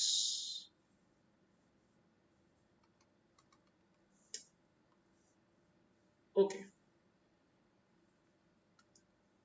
सो फिर से ये कर लेते हैं हम लोग एक बार, 2750 डिवाइडेड बाय 3000, ये कितना आ रहा है 0.916, सही बात है 0.9166 रिकरिंग। ओके अच्छा इसके अलावा 5000 अपॉन 6000 ये भी हम लोग कर लेते हैं, ठीक है। 5000 divided by 6000, so this will come to 0.833 and last 8000 upon 10,000, ठीक है। तो सीधा सीधा 0.8 आ रहा है, ठीक बात है। ओके तो बच्चों यहाँ पे इस तरीके से हम लोग एपीसी कैलकुलेट कर सकते हैं। एपीसी का मीनिंग ये होगा, अगेन एक रुपए कमाई में ये कितना खर्च कर रहा है। लास्ट में थोड़ा अच्छा लग रहा है क्योंकि एक रुपए कमाया तो 0.8 खर्च कर रहा है, मतलब 0.2 क्या हो गया, 0.2 इसने सेव कर लिया, ठीक है। तो बच्चों एपीसी जो है इससे हमें ये सारी चीजें समझ में आती है। ओके आगे देखते हैं यहाँ पे और क्या लिखा है, एमपीसी। एमपीसी का फॉर्मूला क्या है, एमपीसी का फॉर्मूला है delta C upon delta Y, यानी कि change in consumption divided by change in income. ये क्या बताता है, ये हमें ये बताता है कि आप एक एक्स्ट्रा इनकम कमाते हो रुपए, तो आपको कितना एक्स्ट्रा आप खर्चा कर रहे हो उसमें से, ठीक बात है। तो बच्चों ये कैसे निकाले, वेरी सिंपल, आपको यहाँ पे डिफरेंस निकाल के कैलकुलेशन करना होगा, ठीक है। जैसे कि कैसे आप निकालोगे, सी यहाँ पे डेल्टा सी लिखा है, डेल्टा सी मतलब चेंज इन कंजम्पशन, तो यहाँ पे ये डिफरेंस आपको निकालना होगा 1250 माइनस 500 डिवाइडेड बाय 1000 माइनस 0। तो बच्चों ये देखो, ये यहाँ पे मैं कैलकुलेशन आपको बता रहा हूँ, 1250 माइनस 500 750 हो गया, ठीक है। तो ये मैं कैसे निकालू, 750 डिवाइडेड बाय 1000, सही बात है। तो इस हिसाब से आपको ये सारे कैलकुलेशंस करने हैं बच्चों, ठीक बात है। तो यहाँ पे मैं लिख देता हूँ, देखो this will again come to 0.75। Okay अच्छा उसके बाद फिर से 2000 माइनस 1250, 2000 माइनस 1250, ओके 2000 माइनस 1250, तो ये हो गया 750, फिर से वही आ रहा है 750 divided by this will again come to 1000, this is again 0.75, ठीक है बच्चों। अगर आप पूरा कैलकुलेशन करोगे तो आपको बार बार ये सेम दिखाई देगा 0.75 0.75 and 0.75, which means MPC is constant, ठीक है। कांस्टेंट इसका मीनिंग क्या है, इसका मीनिंग ये कि जब भी कोई पर्सन एक एक्स्ट्रा रुपए कमा रहा है तो उसका जो खर्चा हो रहा है एक्स्ट्रा वो उतना ही है, ओके। मतलब एक्स्ट्रा इनकम कमाया 1 रुपए तो एक्स्ट्रा खर्चा किया 0.75, ठीक बात है। तो बच्चों MPC से हमें ये सारे पॉइंट्स समझ में आते हैं। How will you calculate MPS, now this is very interesting. बच्चों देखो 1 रुपया एक्स्ट्रा कमाया, इसमें से जितना एक्स्ट्रा खर्च किया ये हो जाएगा MPC जो है 0.75। तो कितना एक्स्ट्रा सेव किया, कितना एक्स्ट्रा सेव किया, ये हो जाएगा 0.25। बच्चों एक्स्ट्रा सेविंग को तो हम लोग MPS बोलते हैं ना, तो यहाँ पे ऑटोमेटिकली ये हो जाएगा 0.25। If you want you can also calculate this, बहुत आसान है, कुछ भी डिफिकल्टी नहीं होगी यहाँ पे, ठीक है। बट बच्चों फिर आपको क्या करना पड़ेगा, फिर आपको सेविंग्स का अलग कॉलम बना के फिर सेविंग्स का डिफरेंस निकालना पड़ेगा, क्योंकि इसका फॉर्मूला क्या है, delta S upon delta Y। Change in savings के लिए आपको सेविंग्स का अलग कॉलम निकालना पड़ेगा, लंबा कैलकुलेशन हो जाएगा, तो मैंने आपको शॉर्टकट बताया। In simple words MPC plus MPS is equal to 1। ठीक बात है, एकदम आसान भाषा में बोला जाए तो MPS प्लस MPC will be equal to 1। Also APS plus APC is equal to 1, क्योंकि 1 रुपए से हम लोग कंपेयर कर रहे हैं, ठीक है बच्चों। इस तरीके से आप ये सारी कैलकुलेशंस कर सकते हो, ठीक है बच्चों। यहाँ पे आपको कुछ इंपॉर्टेंट नोट्स भी मैं बताऊंगा, ठीक है। तो पहले आप ये सारे पॉइंट्स नोट कर लो, फिर हम लोग नोट लिख के यहाँ पे कुछ और अच्छे से ये कॉन्सेप्ट को समझने की कोशिश करेंगे, ठीक है।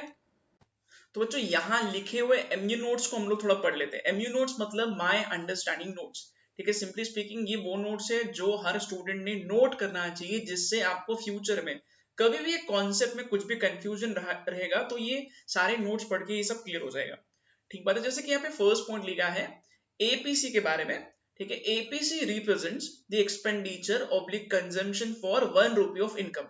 ये पॉइंट मैंने आपको बताया बच्चों, आगे लिखा है देखो, APS represents the saving for 1 rupee of income. APC और APS दोनों भी कॉन्सेप्ट हम लोगों को 1 रुपए अगर इनकम है तो उसके मुकाबले हम लोग कितना खर्चा कर रहे हैं और कितना सेव कर रहे हैं, ये समझाता है, ठीक बात है। अच्छा ये बच्चों ये तो पॉइंट मैं आपको बार बार ऑलरेडी बता चुका हूं ऊपर, यहाँ पे हम लोग सिर्फ इसको अभी अच्छे से प्रॉपर्ली लिखेंगे इसको, ठीक है।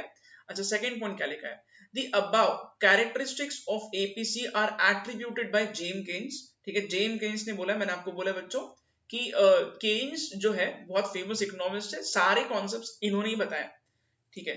He states that MPC will not be constant when cyclical fluctuations take place। बच्चों देखो यहाँ पे मैं आपको एक चीज थोड़ा क्लियर कर देता हूँ, ठीक है। MPC जो है यहाँ पे ऊपर अगर आप टेबल चेक करोगे तो ये टेबल में जो हम लोगों ने MPC कैलकुलेट किया है, हर जगह MPC सेम आ रहा है। इसका खास रीजन है MPC सेम क्यों आ रहा है, क्योंकि बच्चों हमने यहाँ पे इसके पहले जो MPC का कॉन्सेप्ट जो सीखा था ना, ठीक है, इसकी मैं बात कर रहा हूँ, सी दिस कॉन्सेप्ट, ठीक है। अगर आप लोग ये देखोगे ना तो ये बी को ही हम लोग MPC बोल रहे हैं, और ये बी जो है ये कांस्टेंट होगा, क्यों, क्योंकि स्ट्रेट लाइन में हमेशा स्लोप कांस्टेंट होता है, ठीक बात है। देखो यहाँ पे एक बार फिर से आपको बता रहा हूँ, जब भी हम लोगों का इक्वेशन स्ट्रेट लाइन के फॉर्मेट में होगा तो जो भी स्लोप रहेगा ये हमेशा स्ट्रेट लाइन में कांस्टेंट रहता है, ये चेंज नहीं होता है, ठीक है। और हम लोगों का ये जो इक्वेशन है C is equal to A plus B Y, इसमें स्लोप क्या है, स्लोप है B, ठीक है, और B ही होता है MPC, तो ये डेफिनेटली कांस्टेंट होगा बिकॉज ग्राफ स्ट्रेट लाइन आ रहा है, ठीक है। तो लीनियर फंक्शन की वजह से लीनियर कंजम्पशन का ग्राफ ड्रॉ किया है, इसकी वजह से हमें स्लोप को कांस्टेंट रखना जरूरी है, यानी कि MPC ये चेंज नहीं होगा, MPC सेम रहेगा, ठीक बात है। ये यहीं पे नीचे MU नोट्स के थ्रू मैं आपको ये बताने की कोशिश कर रहा हूँ, ठीक बात है।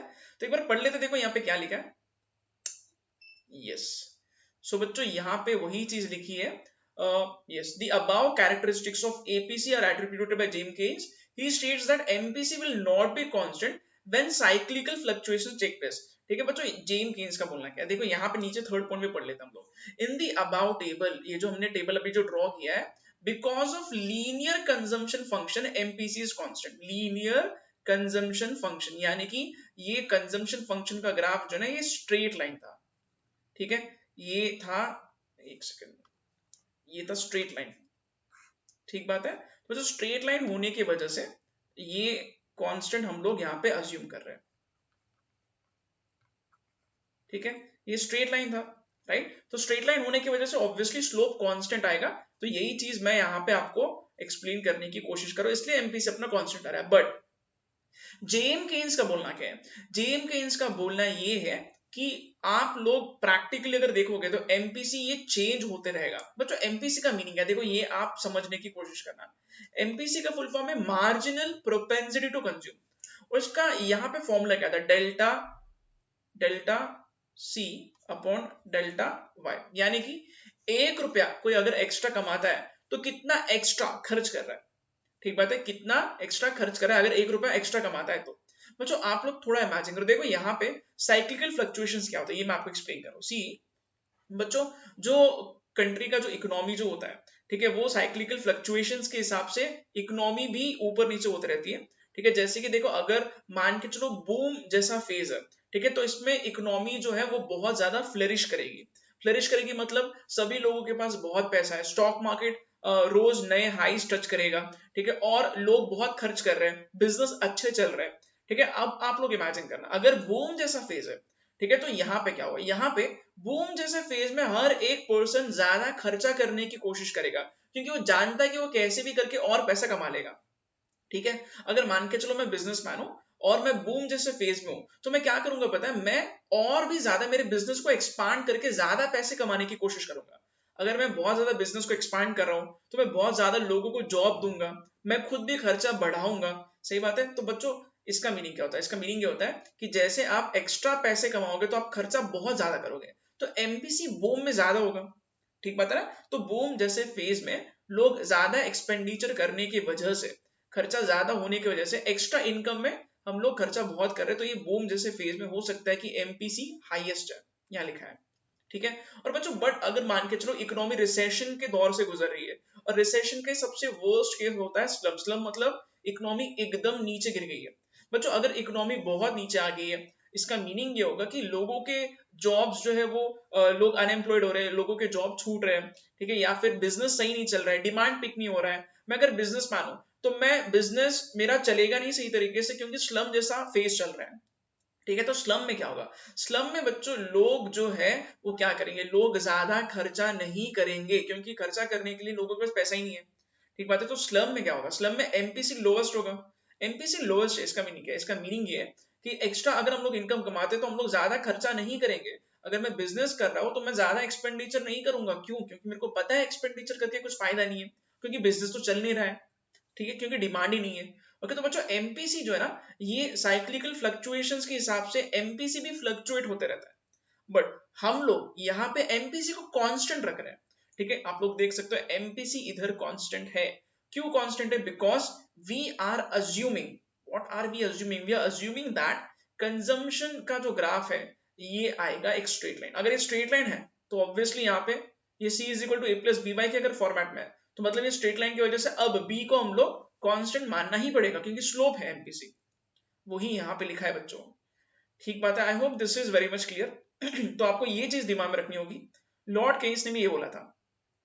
ठीक है, तो जब साइक्लिकल फ्लक्चुएशंस होते हैं तो एमपीसी कांस्टेंट नहीं होता है प्रैक्टिकली, बट हम लोग यहाँ पे अपने टेबल में इसको कांस्टेंट रख रहे हैं। ठीक बात है, क्योंकि लीनियर कंजम्पशन फंक्शन हमने अज्यूम किया है। ओके, ठीक है बच्चों, दो चीजें और यहाँ लिखी है, और ये अगर मान के चलो एग्जाम में क्वेश्चन आ गया इस पे, तो ये हर स्टूडेंट को ये बिल्कुल सॉल्व करना आना चाहिए, प्रूव करना आना चाहिए। ठीक है, दो चीजें यहाँ पे लिखी है मैंने, जैसे कि यहाँ पे फर्स्ट लिखा है prove that MPC plus MPS is equal to 1। बच्चों ये तो मैंने आपको बताया, हम लोग 1 रुपए को रेफरेंस पकड़ रहे हैं और हम लोग 1 रुपए एक्स्ट्रा कोई कमाते हैं तो इसमें कितना एक्स्ट्रा सेव किया, ये हो जाएगा एमपीएस। और 1 रुपए एक्स्ट्रा कमाते हैं तो इसमें कितना एक्स्ट्रा खर्चा किया, ये हो जाएगा एमपीसी। तो ऑब्वियसली एमपीसी और एमपीएस दोनों भी मिलके एक हो गई, 1 हो गई टोटल। ठीक है, वैसे ही APC plus APS will always be equal to 1। But ये प्रूव कैसे करें, बहुत आसान सा तरीका है बच्चों।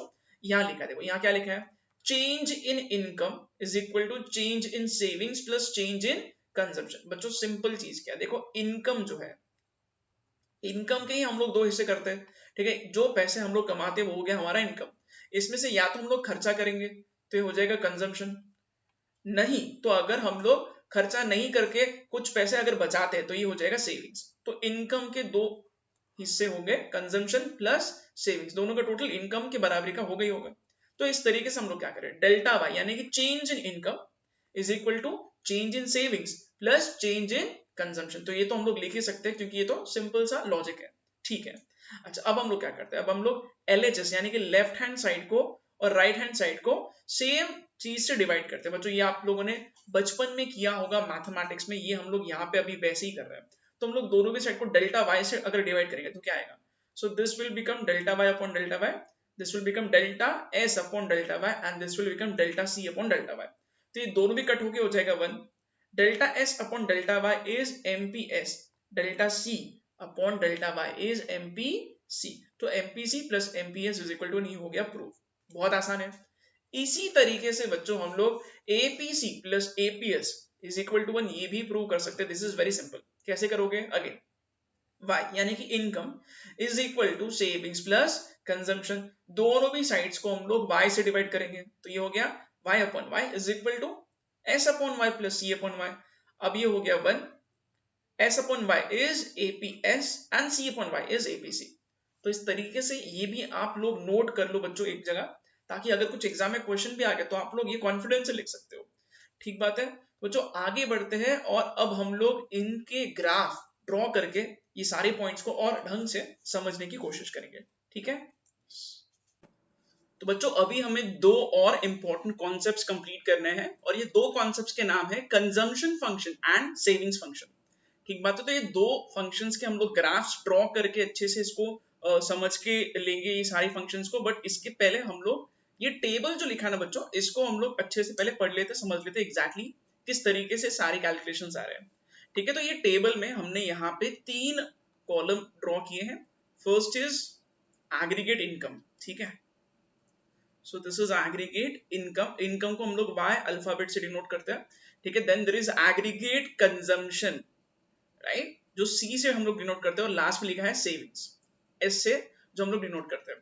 ठीक बात है बच्चों, हम लोगों को ये पता है कि जो इनकम होता है वो या तो हम लोग खर्च करेंगे, और अगर खर्च नहीं करते तो जो भी बचा कुचा पार्ट है दैट इज आवर सेविंग्स। सही बात है, तो बच्चों इस तरीके से आपको ये दिमाग में रहना चाहिए, income is equal to consumption plus savings. Okay, अच्छा अभी यहाँ पे देखते हैं एग्जैक्टली इनकम जो है उसको उसके टेबल को हम लोग थोड़ा ऑब्जर्व करते हैं। ठीक बात है, तो यहाँ पे देखो इनकम जो है बच्चों ये क्या हो रहा है, 0 से लेके 5000 तक इनकम धीरे धीरे बढ़ रहा है। ठीक है, so this is 0, then 1000, 2000, 3000, 4000 and then 5000, मतलब इनकम बढ़ रहा है, स्टेडीली हम लोग इनकम को बढ़ा रहे हैं। ओके बच्चों, जब इनकम बढ़ता है, जब कोई भी पर्सन पैसे कमाता है, ठीक है, तो ऑब्वियसली खर्चा उसका बढ़ेगा, क्योंकि जब इनकम हम लोग ज्यादा कमाते हैं तो हमारे पास पैसे ज्यादा है, तो हम लोग खर्चा भी ज्यादा कर सकते हैं। ठीक बात है, तो इनकम बढ़ते ही हमारा एग्रीगेट कंजम्पशन भी यहाँ पे धीरे धीरे बढ़ना चाहिए। ठीक बात है, तो हम लोग एक एक करके यहाँ पे ऑब्जर्व करते हैं। जब इनकम 0 था तब भी हमारा कुछ ना कुछ खर्चा होता है।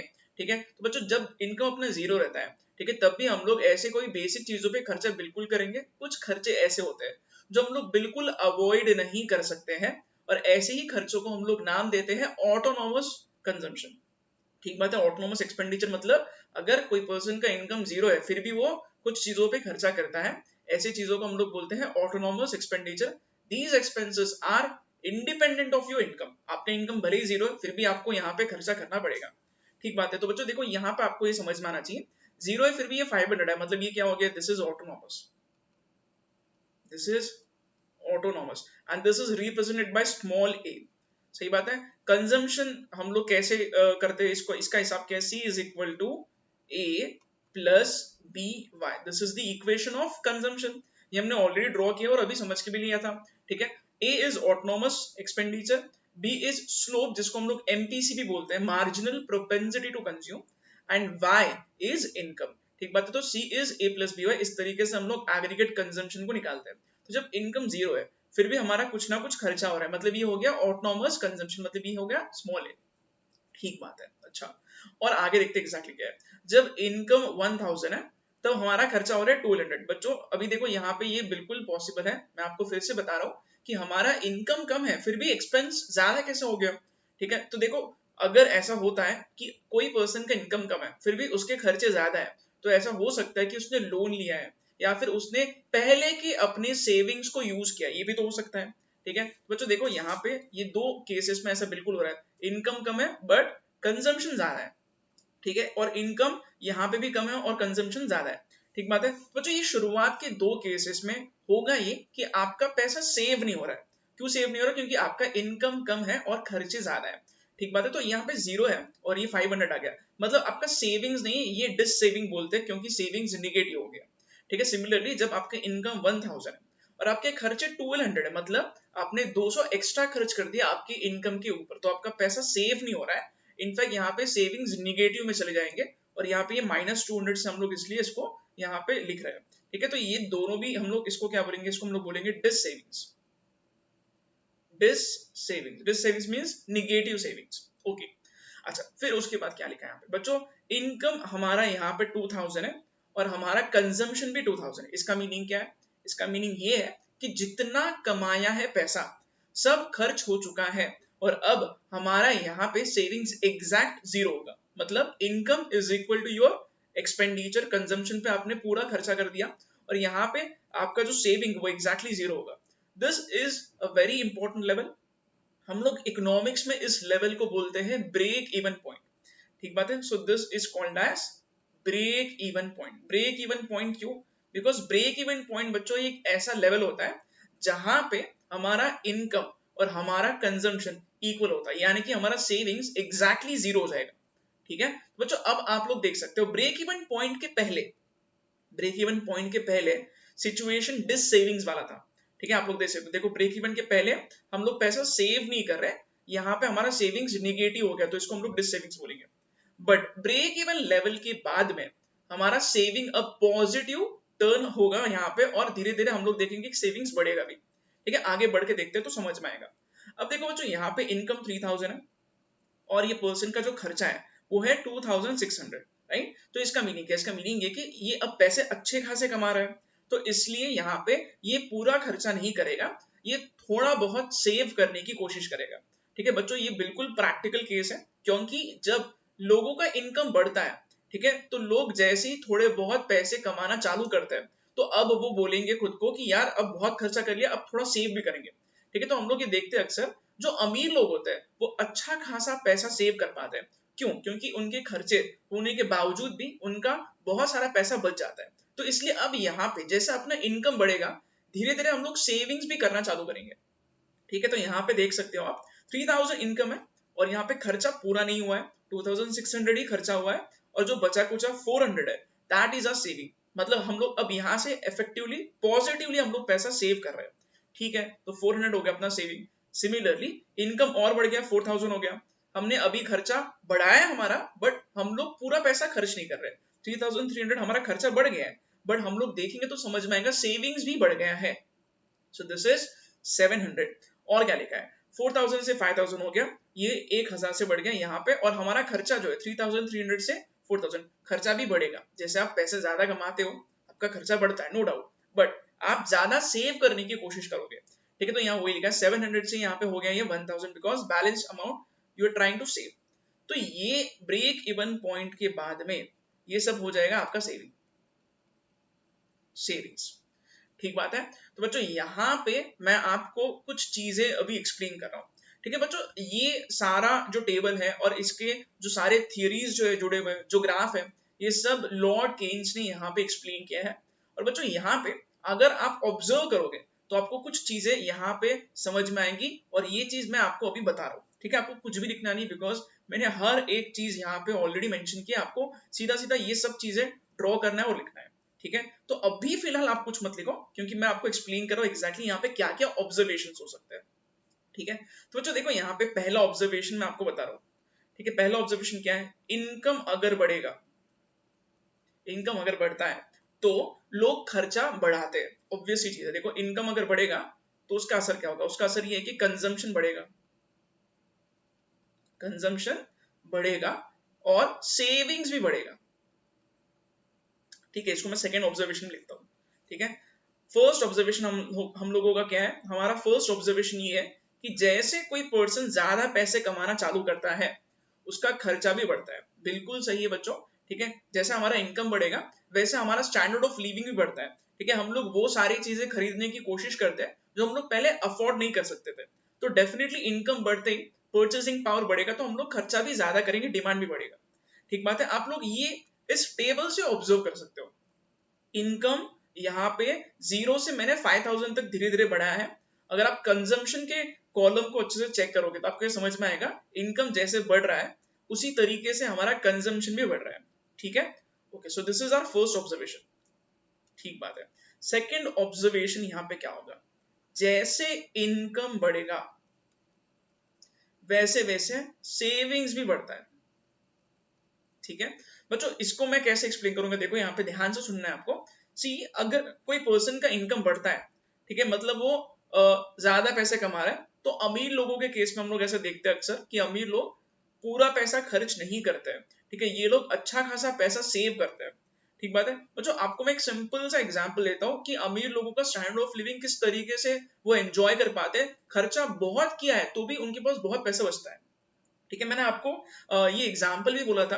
आई am giving you this as a practical example. Mukesh Ambani currently is the richest Indian. ठीक है, मुकेश अंबानी की कहानी क्या है बच्चों। मुकेश अंबानी ने 2018 की बात कर रहा हूं मैं, एक्चुअली 2018 के बाद में भी इनका इनकम बहुत कंसिस्टेंटली बढ़ा है। ठीक है, तो एग्जाम्पल के लिए आप लोग इसको बिल्कुल यहाँ पे समझ सकते हो, राइट। एग्जाम्पल ये बच्चों कि मुकेश अंबानी का इनकम जो है, अगर हम लोग डेली इनकम कैलकुलेट करें तो ऐसा मैंने न्यूज पढ़ा था, इसका आर्टिकल मैंने पढ़ा था डिटेल में, तो his income was 300 crore per day. ठीक बात है। अच्छा, मुकेश अंबानी का इनकम 300 करोड़ रोज का है, और मुकेश अंबानी ने अपनी बेटी की शादी में खर्चा किया अप्रोक्सीमेटली 1000 करोड़ का। 1000 करोड़ का खर्चा हुआ है बेटी की शादी पे। ठीक है बच्चों, बट अगर हम लोग देखेंगे तो हमें समझ में आएगा और हम लोगों को कितना सीखने मिलता है यहाँ पे इस चीज से, ये फैक्ट से। देखो बच्चों, अगर कोई बोलेगा 1000 करोड़ इतना ज्यादा पैसा खर्च कर दिया अपनी बेटी की शादी पे, सिर्फ शादी पे कोई इतना पैसा खर्च करता है क्या? बट अगर हम लोग थोड़ा लॉजिकली देखें तो हमें समझ में आएगा कि इन्होंने अपनी कुछ अराउंड 3 से 4 दिन की कमाई ही खर्च की है। ठीक है ना, क्योंकि 300 करोड़ तो ये रोज के कमा रहे हैं। ओके, और अगर इस लॉजिक को हम लोग फॉलो करेंगे तो हमें समझ में आएगा कि एकदम ज्यादा पैसा भी खर्च करने की कोशिश की जाए तो भी ये लोग अच्छा खासा पैसा सेव करेंगे। ठीक है, so this is something which Lord Keynes explain. Keynes का बोलना क्या था? केन्स का बोलना ये था कि जैसे ही आपका इनकम बढ़ेगा आप लोग ज्यादा पैसा सेव करोगे, क्योंकि अगर आप खर्चा भी करोगे तो भी आपका बहुत सारा पैसा सेव होगा। ठीक है, so this is something which was explain by Lord Keynes. Income बढ़ते कंजम्पशन बढ़ेगा, जी हाँ, इनकम बढ़ते आप धीरे धीरे पैसा सेव करना चालू करोगे। Third point is very interesting. ठीक है, थर्ड पॉइंट क्या है बच्चों, देखो जैसे इनकम बढ़ता है, ठीक है, हमारा सेविंग्स का जो स्पीड है, ठीक है, वो तेजी से बढ़ेगा कंपेयर टू कंजम्पशन का स्पीड। स्पीड मतलब क्या? मतलब हम लोग जिस तेजी से हमारे सेविंग्स को बढ़ाएंगे वो बहुत ज्यादा होगा compare to the speed of consumption. मतलब आप इतना तेजी से पैसा खर्च नहीं करोगे जब आप इनकम बहुत ज्यादा कमाना चालू करते हो। इसका मतलब क्या होगा? इसका मतलब ये होगा कि आप पैसा बहुत ज्यादा स्पीड से सेव कर रहे हो। ठीक है, आप बहुत ज्यादा स्पीड से पैसा खर्च नहीं करोगे। फॉर एग्जाम्पल, अभी ये सेम एग्जाम्पल आप लोग सामने रख सकते हो मुकेश अंबानी का। ठीक है, इतना पैसा कमाने के बाद कोई पर्सन जो है सेम प्रोपोर्शन से अपना कंजम्पशन नहीं बढ़ाएगा। अगर आप लोग देखोगे तो आपको समझ में आएगा कि ये लोग बहुत सिंपल लाइफ जीते हैं। ठीक है, in fact the way he spends, the way he lives, उसे समझ में आता है कि भले ही इनका इनकम बहुत ज्यादा है, ठीक है, बट इनका खर्चा इतने प्रोपोर्शन से नहीं बढ़ रहा है। ठीक है, तो ये चीज भी हमें लॉर्ड केन्स ने बताई है। देखो यहाँ पे आपको इसके थ्रू में एक्सप्लेन करता हूँ बच्चों, देखो ये चीज आपको समझ में आ रही है। यहाँ पे अगर आप ऑब्जर्व करोगे तो देखो ये 2600 से 3300 हो गया। ठीक है, अपना खर्चा देखो, इनकम 3000 से 4000 हो गया। ठीक है, खर्चा जो है वो बहुत कम परसेंटेज से बढ़ा है, बट अपना सेविंग्स जो है वो बहुत तेजी से बढ़ रहा है। ठीक है, I am just giving an example, मैं खाली परसेंटेज आपको कैलकुलेट करके बता रहा हूँ। ठीक है, तो ये परसेंटेज जो है ये मैं आपको कैलकुलेट करके एक्सप्लेन कर रहा हूँ बच्चों कि कैसे यहाँ पे कितने परसेंट से इनका कंजम्पशन बढ़ा। So this is 3300 minus 2600, 3300 minus 2600 whole divided by, ठीक है, 3300 minus 2600 divided by 3300 this divided by 3300 into 100, तो ये आएगा परसेंटेज। देखो 21% से यहाँ पे खर्चा बढ़ रहा है, बट अगर हम लोग सेविंग्स देखेंगे तो हमें समझ में आएगा सेविंग्स बहुत ज्यादा स्पीड से बढ़ रहा है। सेविंग्स कितने परसेंट से बढ़ गया? 700 माइनस 400 डिवाइडेड बाय 700 इनटू 100। ठीक है, 42% से यहाँ पे सेविंग्स बढ़ रहा है, राइट। 700 माइनस 400, सॉरी यहाँ पे कुछ गलती हो गई बच्चों, दिस इज एक्चुअली 2600 से डिवाइड करना चाहिए इसको। ओके, और यहाँ पे भी 400 से डिवाइड करना चाहिए। ओके, तो ये मैं आपको एक बार फिर से कैलकुलेट करके बता देता हूँ कि कितने परसेंट से ये बढ़ा है, right? So this is actually 3300 minus 2600 divide by 2600, so this is 26%. Okay, तो ये 26% से बढ़ रहा है। हाँ, और ये कितने परसेंट से बढ़ गया? 700 minus 400 divided by 400, so this is 75%। तो आपको ये अंदाजा लग गया होगा कि यहाँ पे अपना जो सेविंग है वो ज्यादा स्पीड से बढ़ रहा है कंपेयर टू कंजम्पशन का स्पीड। ठीक है, तो जो परसेंटेज से ये ग्रो हो रहा है अपना कंजम्पशन वो कम है, बट सेविंग ज्यादा तेजी से यहाँ पे रफ्तार पकड़ रहा है। ठीक बात है, तो ये चीज भी लॉर्ड केन्स ने हमें बोली थी। ओके, तो बच्चों ये अभी आपको कुछ लिखना नहीं है, ये हमने सिर्फ ये पॉइंट्स समझ के लिए, राइट? अभी हम लोग क्या करेंगे, अभी हम लोग सबसे पहले ये ग्राफ जो है कंजम्पशन फंक्शन का ये समझ के लेंगे। ठीक बात है, तो बच्चों मैं आपको पहले एक्सप्लेन करूंगा कि ये ग्राफ में हम लोग कौन सी चीज किस तरीके से ड्रॉ कर रहे हैं, उसके बाद आप लोग ये सारे ग्राफ को अच्छे से नोट कर लेना। ठीक है, so this is the first graph, consumption function, right? Okay, so consumption function के ग्राफ को अभी मैं एक्सप्लेन कर रहा हूं बच्चों। सबसे पहले तो हमें ये समझना जरूरी है कि हमने एक्स एक्सिस पे क्या लिखा है और वाई एक्सिस पे क्या लिखा है। ठीक है, सो एक्स एक्सिस पे हम लोग इनकम लिख रहे हैं और वाई एक्सिस पे हम लोग लिख रहे हैं consumption, aggregate income and aggregate consumption. बच्चों ये चीज मैंने आपको बताई है, ये आपको दिमाग में फिट कर लेना है। हम लोग हमेशा एक्स एक्सिस पे इंडिपेंडेंट वेरिएबल को रखते हैं और वाई एक्सिस पे जो भी चीज होगी वो डिपेंडेंट होगी। ठीक है, तो आप लोग देख सकते हो कि इनकम अगर चेंज होगा तो कंजम्पशन चेंज होगा। ठीक बात है, क्योंकि हम लोग जब पैसा कमाते हैं उसके बाद हम लोग सोचते हैं कहाँ खर्चा करना है। ठीक है, उल्टा तो नहीं होता, राइट? तो हम लोग इनकम को यहाँ पे इंडिपेंडेंट वेरिएबल मान के इसको एक्स एक्सिस पे लिख रहे हैं और जो कंजम्पशन है वो होगा अपने वाई एक्सिस पे। ओके, सो बच्चों अभी यहाँ पे ये ग्राफ हमने ऑलरेडी ड्रॉ किया है। ठीक है, so this graph, this is consumption वाला graph. C is equal to A plus BY. C is consumption expenditure which is equal to A plus BY. A मतलब autonomous consumption होता है जो चेंज नहीं होता है, जो बेसिकली इनकम पे डिपेंड नहीं करता है, plus BY। B is MPC या फिर स्लोप हम लोग बोल सकते हैं कंजम्पशन फंक्शन का, एंड Y is इनकम। ठीक बात है बच्चों, ये OA क्या होगा ये भी मैंने आपको एक्सप्लेन किया था। OA ये हो जाएगा आपका ऑटोनॉमस कंजम्पशन। ठीक है, ऑटोनॉमस कंजम्पशन। सही बात है, क्यों ऐसा? क्योंकि जब मेरा इनकम जीरो है तो भी कुछ ना कुछ खर्चा होगा। ठीक बात है ना, देखो कंजम्पशन मेरा जीरो नहीं हो जाएगा, इसलिए भले ही मैं इनकम को यहाँ पे ये ओरिजिन पे रख रहा हूँ, ठीक है, फिर भी मेरा यहाँ पे कुछ ना कुछ खर्चा तो डेफिनेटली होगा। ठीक बात है, तो OA रिप्रेजेंट करता है जब आपका इनकम जीरो है तब आपका खर्चा कुछ ना कुछ होगा, जो ऑटोनॉमस कंजम्पशन है वो OA से हम लोग रिप्रेजेंट कर रहे हैं। ठीक बात है। अच्छा बच्चों, अब यहाँ पे और क्या करना है, अब यहाँ पे हमने इनकम को भी ड्रॉ किया, यहाँ पे y। सही बात है, देखो यहाँ पे बच्चों ये जो स्ट्रेट लाइन निकल रही है ओरिजिन से, दिस इज इनकम। ठीक है, इनकम जो है आप लोग देख सकते हो यहाँ पे, इनकम को हम लोग धीरे धीरे प्रोपोर्शनेटली बढ़ा रहे हैं। ठीक बात है, तो यहाँ पे बच्चों इसलिए मैंने यहाँ पे क्या किया, एक स्ट्रेट लाइन ड्रॉ कर दिए, इनकम ये मैं धीरे धीरे बढ़ा रहा हूँ। सही बात है। अच्छा बच्चों, income is equal to consumption plus savings, ये तो एकदम बेसिक फॉर्मूला है इसलिए मैंने यहाँ पे लिख दिया है। ओके, अच्छा अब आपको थोड़ा और ऑब्जर्व करना है यहाँ पे, बिकॉज ये सारे पॉइंट्स आपको ऑब्जर्वेशन से समझ में आएंगे। ठीक है बच्चों, अगर आप लोग ऑब्जर्व करोगे ढंग से तो आपको समझ में आएगा। देखो यहाँ पे ये बी पॉइंट जो है ना, इसके पहले आपको ऑब्जर्व करना है। ठीक है, ये बी पॉइंट के पहले क्या हो रहा है? ठीक है बच्चों, बी पॉइंट के पहले तक सिचुएशन ऐसी है कि आपका एक्सपेंडिचर ज्यादा है, कंजम्पशन ज्यादा है और इनकम कम है। ठीक है, कैसे समझ में आएगा? बहुत आसान है। ठीक है, बी पॉइंट के पहले आपको सिर्फ ऑब्जर्व करना है, ये है सी यानी कि कंजम्पशन। ठीक है, और ये हो गया आपका इनकम। ठीक है, दिस इज योर इनकम, सही है ना, and this is your consumption. तो अगर आप ऑब्जर्व करोगे तो आपको समझ में आएगा कि बी पॉइंट के पहले तक आपका कंजम्पशन ऊपर ड्रॉ हो रहा है और इनकम नीचे आ रहा है। ठीक है, तो इसका मीनिंग क्या है? इसका मीनिंग क्या है? इसका मीनिंग ये होगा कि कंजम्पशन ज्यादा है इनकम से। तो बच्चों अगर खर्चे ज्यादा है और अगर आपका इनकम कम है तो मतलब आप पैसे सेव नहीं कर रहे हो, आपका यहाँ पे डिस सेविंग हो रहा है, यानी कि निगेटिव सेविंग हो रहा है। ठीक बात है।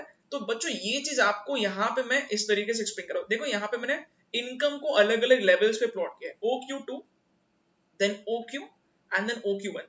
ठीक है, तो अगर आप OQ2 को ऑब्जर्व करोगे, OQ2 को ऑब्जर्व करना है तो आपको कुछ चीजें यहाँ पे समझ में आएंगी, कुछ चीजें क्लियर होगी। जैसे कि OQ2 पे क्या होगा, OQ2 पे आपका इनकम कितना है पहले आपको सोचना है। ठीक है बच्चों, आपको यहाँ पे सिर्फ ऑब्जर्व करना है और देखना है आपका इनकम कितना है और आपका कंजम्पशन कितना है। कुछ भी आपको लिखना नहीं अभी फिलहाल, सिर्फ समझ के लेना है। OQ2 क्या है, ये आपका यहाँ पे इस लेवल पे आपका इनकम कितना होगा। सी दिस इज Y मतलब ये इनकम हो गया, इनकम होगा Q2M2। सही बात है ना, Q2M2 ये हो गया आपका इनकम, Q2M2।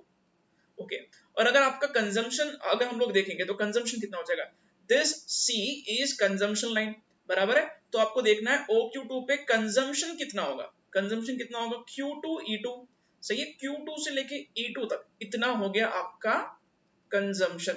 तो अगर आप ऑब्जर्व करोगे तो आपको समझ में आएगा कि Q2E2 बड़ा है कंपेयर टू Q2M2। सही बात है। तो बच्चों Q2E2 अगर बड़ा है Q2M2 से अगर हम लोग कंपेयर करेंगे तो इससे क्या समझ में आएगा, इससे ये समझ में आएगा खर्चा ज्यादा है और इनकम कम है, मतलब ये हो गया आपका डिस सेविंग, यानी कि निगेटिव सेविंग्स। ओके, अच्छा, उसके बाद बच्चों हम लोग थोड़ा और आगे बढ़ते हैं और अब हम लोग ये बी पॉइंट को ऑब्जर्व करते हैं। ठीक है बच्चों, बी पॉइंट बहुत खास है। क्यों खास है, क्योंकि इस बी पॉइंट पे आपका इनकम और आपका कंजम्पशन इंटरसेक्ट हो रहा है। सही बात है। तो ये इस पॉइंट पे, बी पॉइंट पे income is equal to your consumption. अगर इनकम और कंजम्पशन बराबरी के है तो यहाँ पे आपने जितना कमाया है सारा आपने खर्च कर दिया है, कुछ भी बचा नहीं है। इसका मीनिंग ये कि ये हो गया आपका ब्रेक इवन पॉइंट। ठीक बात है। तो बच्चों देखो यहाँ पे आपको क्या करना है, OQ इस लेवल को ऑब्जर्व करना है। OQ पे क्या हो रहा है, OQ पे इनकम कितना होगा, OQ पे इनकम है, this is my income BQ। ठीक बात है, BQ इज माई इनकम। और कंजम्पशन कितना है, कंजम्पशन यहाँ पे है C। तो मेरा कंजम्पशन भी वही होगा BQ, क्योंकि दोनों पे इंटरसेक्ट हो रहा है। तो यहाँ पे क्योंकि ये दोनों भी इक्वल है तो ये हो गया मेरा break even point, this is break even. Okay बच्चों, अगर हम लोग और आगे बढ़ेंगे, मैंने आपको अभी टेबल के थ्रू भी बताया था कि ब्रेक इवन के पहले आपका निगेटिव सेविंग होगा, ब्रेक इवन पे आपका सेविंग एग्जैक्टली जीरो होगा, क्योंकि इनकम और कंजम्पशन बराबरी के। और ब्रेक इवन के बाद में जैसे आपकी गाड़ी आगे बढ़ेगी तो सेविंग्स अब पॉजिटिव टर्न हो जाएगा। ठीक है, कैसे, OQ1 को आपको ऑब्जर्व करना है। OQ1 पे क्या हो रहा है, वेरी इजी। OQ1 पे मतलब ये बी के आगे की कहानी है बच्चों, यहां से आगे। ठीक है, तो बच्चों यहां से बी के आगे अगर आप ऑब्जर्व करोगे तो आपको क्लियरली ग्राफ से समझ में आएगा, इनकम ऊपर दिख रहा है, बाय ऊपर ड्रॉ हो रहा है, और कंजम्पशन नीचे आ गया, मतलब इनकम बड़ा है कंजम्पशन से। ठीक है, तो अगर इनकम ज्यादा है और कंजम्पशन कम है मतलब ये सेविंग्स वाला पार्ट है। अच्छा, इसको हम लोग कैसे समझे, OQ1 पे क्या हो रहा है, OQ1 पे, यस OQ1 पे मेरा इनकम होगा Q1E1, Q1E1। ठीक है, और मेरा एक्सपेंस होगा, कंजम्पशन का खर्चा होगा Q1M1।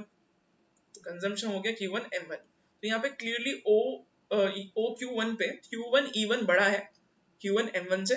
तो Q1E1 अगर बड़ा है तो मतलब इनकम ज्यादा है और कंजम्पशन कम हो रहा है, मतलब अब यहाँ पे हो गए पॉजिटिव सेविंग्स। ठीक बात है। तो बच्चों इस तरीके से ग्राफ जो है आपको ड्रॉ करना है और हर एक चीज को यहाँ पे आपको नोट करना है। बच्चों आपको क्या ड्रॉ करना है ये मैं आपको बता रहा हूँ। ठीक है, सी अभी मैं इसको पहले जैसे करता हूँ, ये फाइल सेव नहीं कर रहा हूँ। ओके, यस, तो आपको ये ग्राफ ड्रॉ करना है। ठीक बात है, अगर आप लोग ये ग्राफ ड्रॉ करते हो तो ग्राफ के नीचे ये टेबल भी ड्रॉ करो, और फिर यहाँ पे ये टेबल ड्रॉ करने के बाद आपको ये समरी नोट करना है। बच्चों ये सेम चीजें जो मैं आपको अभी एक्सप्लेन करा था, पहले डिस सेविंग्स होगा यानी कि सेविंग्स निगेटिव होंगे, इसके बाद ब्रेक इवन पॉइंट आएगा जहां पे इनकम और कंजम्पशन इक्वल हो जाएगा, फिर सेविंग्स होगा जहां पे आपका इनकम ज्यादा होगा कंपेयर टू कंजम्पशन। ठीक है, so this is the summary. ठीक बात है। तो बच्चों ये सारे पॉइंट्स अगर आपने लिखा है, ठीक है, आपको वीडियो को पॉज करके ये सारे पॉइंट्स लिख लेना है बच्चों। इसके बाद देखो यहाँ पे नोट्स में कुछ लिखा है, ये नोट्स हम लोग पढ़ लेते हैं। ठीक है, ये नोट्स भी आपको नोट करना है आपकी नोटबुक में। बच्चों आपको ऐसा लग सकता है कि बहुत कुछ लिखना पड़ रहा है सर वीडियोस देखते देखते, बट आपको एक चीज में 100% श्योरिटी से बता सकता हूँ, जो स्टूडेंट्स ने खुद के हैंड राइटिंग में सारे पॉइंट्स लिखे हैं उसको बहुत ज्यादा ढंग से ये सब समझ में आएगा और कॉन्फिडेंस भी आपका बिल्कुल बहुत ज्यादा अलग लेवल पे होगा बच्चों। ठीक बात है। तो नोट्स में क्या लिखा है, देखो यहाँ पे लिखा है point B denotes break even point, ठीक है, where C is equal to Y. बिल्कुल सही है, पॉइंट बी जो है ये ब्रेक इवन लेवल है जहां पे आपका कंजम्पशन और आपका इनकम जो है वो बिल्कुल सेम होगा, क्योंकि यहाँ पे इंटरसेक्ट हो रहा है वाई और सी, ये दोनों भी ग्राफ। ठीक बात है, तो यही चीज वहां लिखी है। ओके, और क्या लिखा है, triangle O A B represents this savings, however after point b savings are positive and will increase with increase in income। Triangle O A B को हम लोग थोड़ा ऑब्जर्व करते हैं। सी दिस ट्रायंगल, ये ट्रायंगल जो है ना बच्चों, कौन से ट्रायंगल की बात कर रहा है यहाँ पे, इसको हाईलाइट करके मैं आपको बताता हूँ। ठीक है, दिस ट्रायंगल,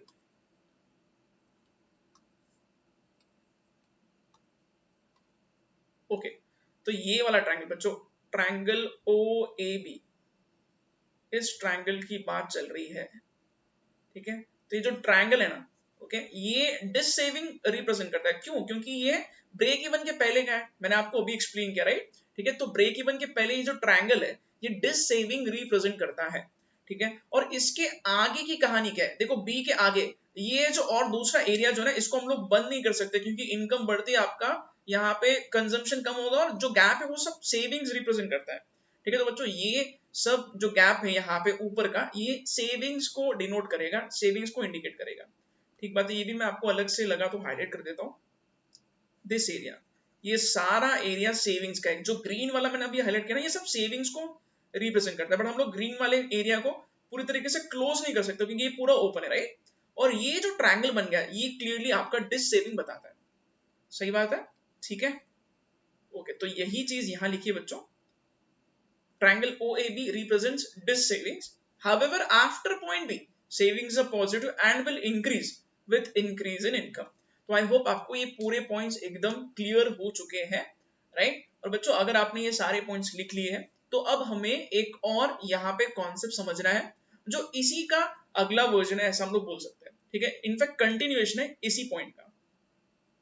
ओके, तो बच्चों this is the graph number 2, again very simple, और इस ग्राफ नंबर 2 का नाम है सेविंग्स फंक्शन। ठीक है, ओके, तो यहां लिखा है सेविंग्स फंक्शन। तो बच्चों यहाँ पे सेविंग्स फंक्शन को हम लोग कैसे समझेंगे, बहुत इजी है। सेविंग्स का फॉर्मूला क्या, पहले हम लोग वो समझ लेते हैं। सेविंग्स कैसे निकालोगे, वेरी इजी, इनकम में से अगर आप कंजम्पशन एक्सपेंडिचर जो है वो माइनस करोगे, तो जो भी बचा कुचा जो होगा आपका पैसा, उसको हम लोग सेविंग्स से रिप्रेजेंट करते हैं। ठीक बात है। अच्छा बच्चों, यहाँ पे ग्राफ हम लोग कैसे ड्रॉ करेंगे ये मैं आपको बताता हूँ। देखो हम लोग यहाँ पे दो हिस्सों में इसको बांट रहे हैं, लेवल 1 एंड लेवल 2। ठीक है बच्चों, इसमें से लेवल 1 हमने अभी ड्रॉ किया है, ये सेम फिर से रिपीट हो रहा है। ठीक है, लेवल 1 को अगर आप ऑब्जर्व करोगे तो आपको समझ में आएगा। इधर लिखा है एग्रीगेट इनकम और इधर लिखा है एग्रीगेट कंजम्पशन। ये ऊपर वाला ग्राफ हमने अभी ड्रॉ किया, ये जैसा का वैसा आपको फिर से ड्रॉ करना है। ठीक है, this is your consumption, C is equal to A plus BY and this is your income. ठीक है, तो बच्चों ये सेंटर में आ गया ब्रेक इवन।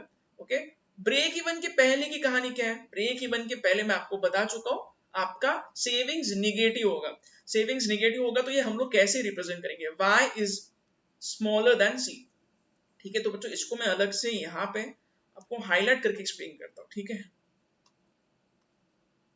ओके, तो यहाँ क्या लिखा है, Y is less than C। C is consumption, C बड़ा है, मतलब कंजम्पशन आपका ज्यादा हो रहा है और आपका इनकम कम हो रहा है। ये कब की कहानी है, ये ब्रेक इवन के पहले की कहानी है।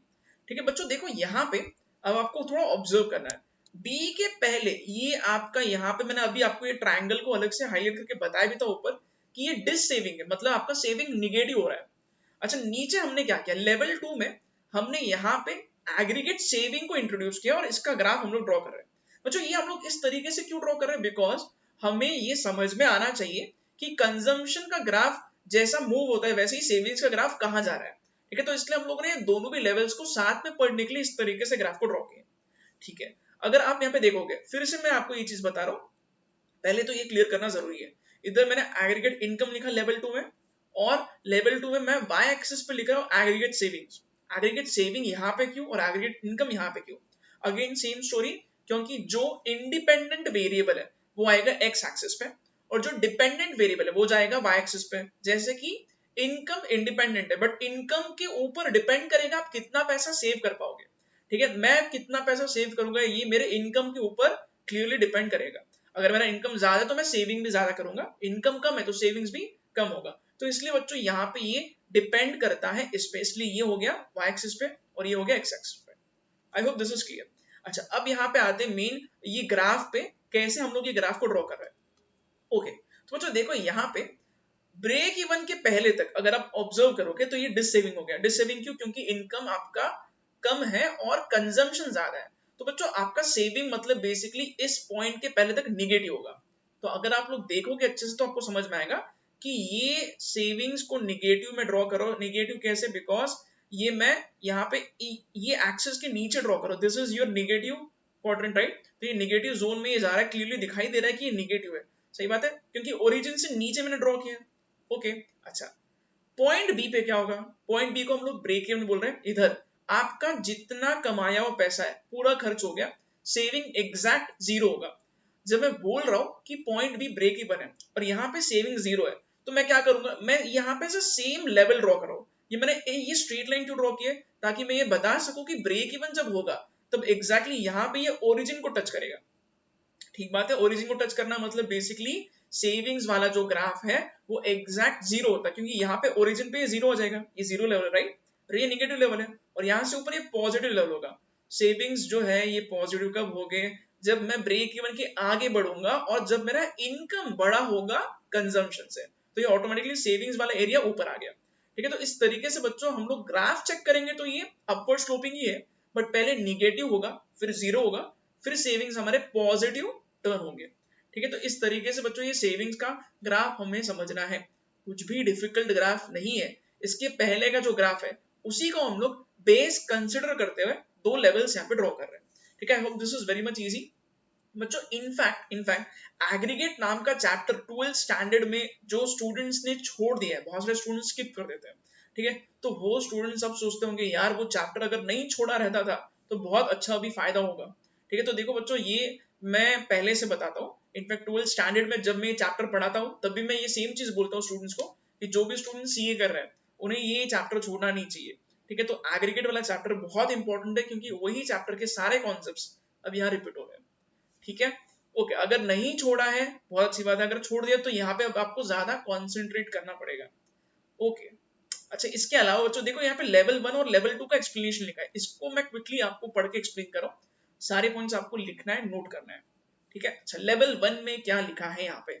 लेवल 1 ये वही चीज है जो अभी एक्चुअली मैंने आपको पहले ही ऊपर ड्रॉ करके बताई थी। ठीक है, तो लेवल 1 को ये कैसे एक्सप्लेन कर रहा है? J.M. Keynes explains relationship between consumption and income in terms of psychological law of consumption। ठीक है, साइकोलॉजिकल लॉ ऑफ कंजम्पशन क्यों बोल रहे हैं? क्योंकि बच्चों ये ह्यूमन साइकोलॉजी है। जैसे जैसे कोई इंसान ज्यादा पैसे कमाना चालू करता है उसकी इच्छा ये होगी कि वो सारी चीजें परचेज करे जो वो पहले अफोर्ड नहीं कर सकता था।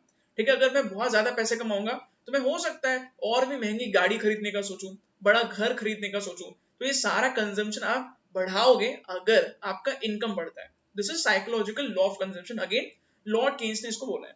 ठीक है, अच्छा बच्चों ये सारे पॉइंट्स ना एक्चुअली मैंने आपको पहले एक्सप्लेन किए। ठीक है, ये देखो ये वही पॉइंट्स है जो मैंने आपको यहाँ पे अलग से बताया था। ठीक है, तो यही चीज यहाँ पे सिस्टमैटिकली लिखा हुआ है, हम लोग इसको अच्छे से पढ़ के देखते हैं। एज पर दिस लॉ, इस लॉ के हिसाब से क्या हो रहा है? as aggregate income increases total consumption expenditure in the economy also increases। मतलब जैसे जैसे इनकम धीरे धीरे बढ़ेगा वैसे ही धीरे धीरे खर्चा भी बढ़ेगा।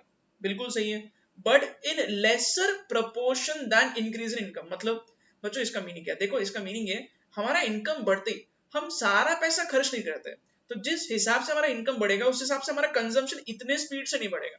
क्यों? क्योंकि हम लोग अब कुछ पैसा सेव करने की कोशिश करते हैं। सही बात है, तो यहाँ वही लिखा है this is because as income increases individual wants are satisfied to a larger extent. मतलब जैसे इंसान ज्यादा पैसे कमाता है वो अपने मैक्सिमम इच्छा पूरी करने की कोशिश करता है, बट अगर इच्छा पूरी होने के बाद में भी और भी इनकम बढ़ रहा है तो अब ये और खर्चा नहीं करेगा, अब ये सेव करने की कोशिश करेगा।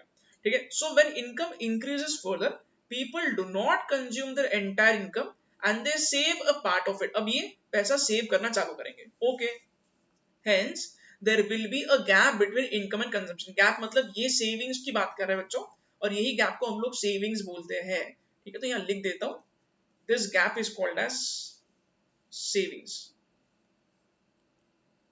ये हम लोग सेविंग्स की बात कर रहे हैं। ओके, अच्छा और क्या लिखा है? To conclude in simple words, with increase in income as per Keynes both consumption and saving increases, but consumption increases at a diminishing rate and savings increases at an increasing rate। यही तो मैं आपको बता रहा था। In fact मैंने वो percentage calculate करके भी बताया था आपको कि कैसे कंजम्पशन धीरे धीरे बढ़ रहा है बट सेविंग्स बहुत तेजी से बढ़ रहा है। ठीक है, so this is something which is very very important. Okay, अच्छा लेवल 2 के बारे में यहाँ क्या लिखा है बच्चों, ये भी हम लोग क्विकली पढ़ लेते हैं, ये भी आपको नोट करना चाहिए।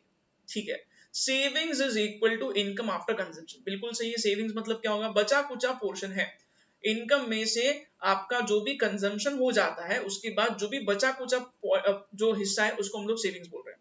ठीक है, savings is counter part of consumption function. Counter part मतलब, अगेन काउंटर पार्ट मतलब बच्चों ये एक्चुअली दूसरा हिस्सा है। काउंटर पार्ट को हम लोग दूसरा हिस्सा भी बोलते हैं। जैसे कि देखो, ये इनकम के दोस्त है, कौन से दोस्त से? इनकम में से आप कंजम्पशन करोगे, जी हाँ, और जो बचा कुछ है वो क्या है? सेविंग्स। तो सेविंग्स क्या? सेविंग्स काउंटर पार्ट है कंजम्पशन का, वही लिखा है यहाँ पे। S is equal to Y minus C, मतलब इनकम में से जो बचा कुचा कंजम्पशन को माइनस अगर हम लोग करेंगे तो बचा कुचा हिस्सा वो है savings. Okay, this is again very easy.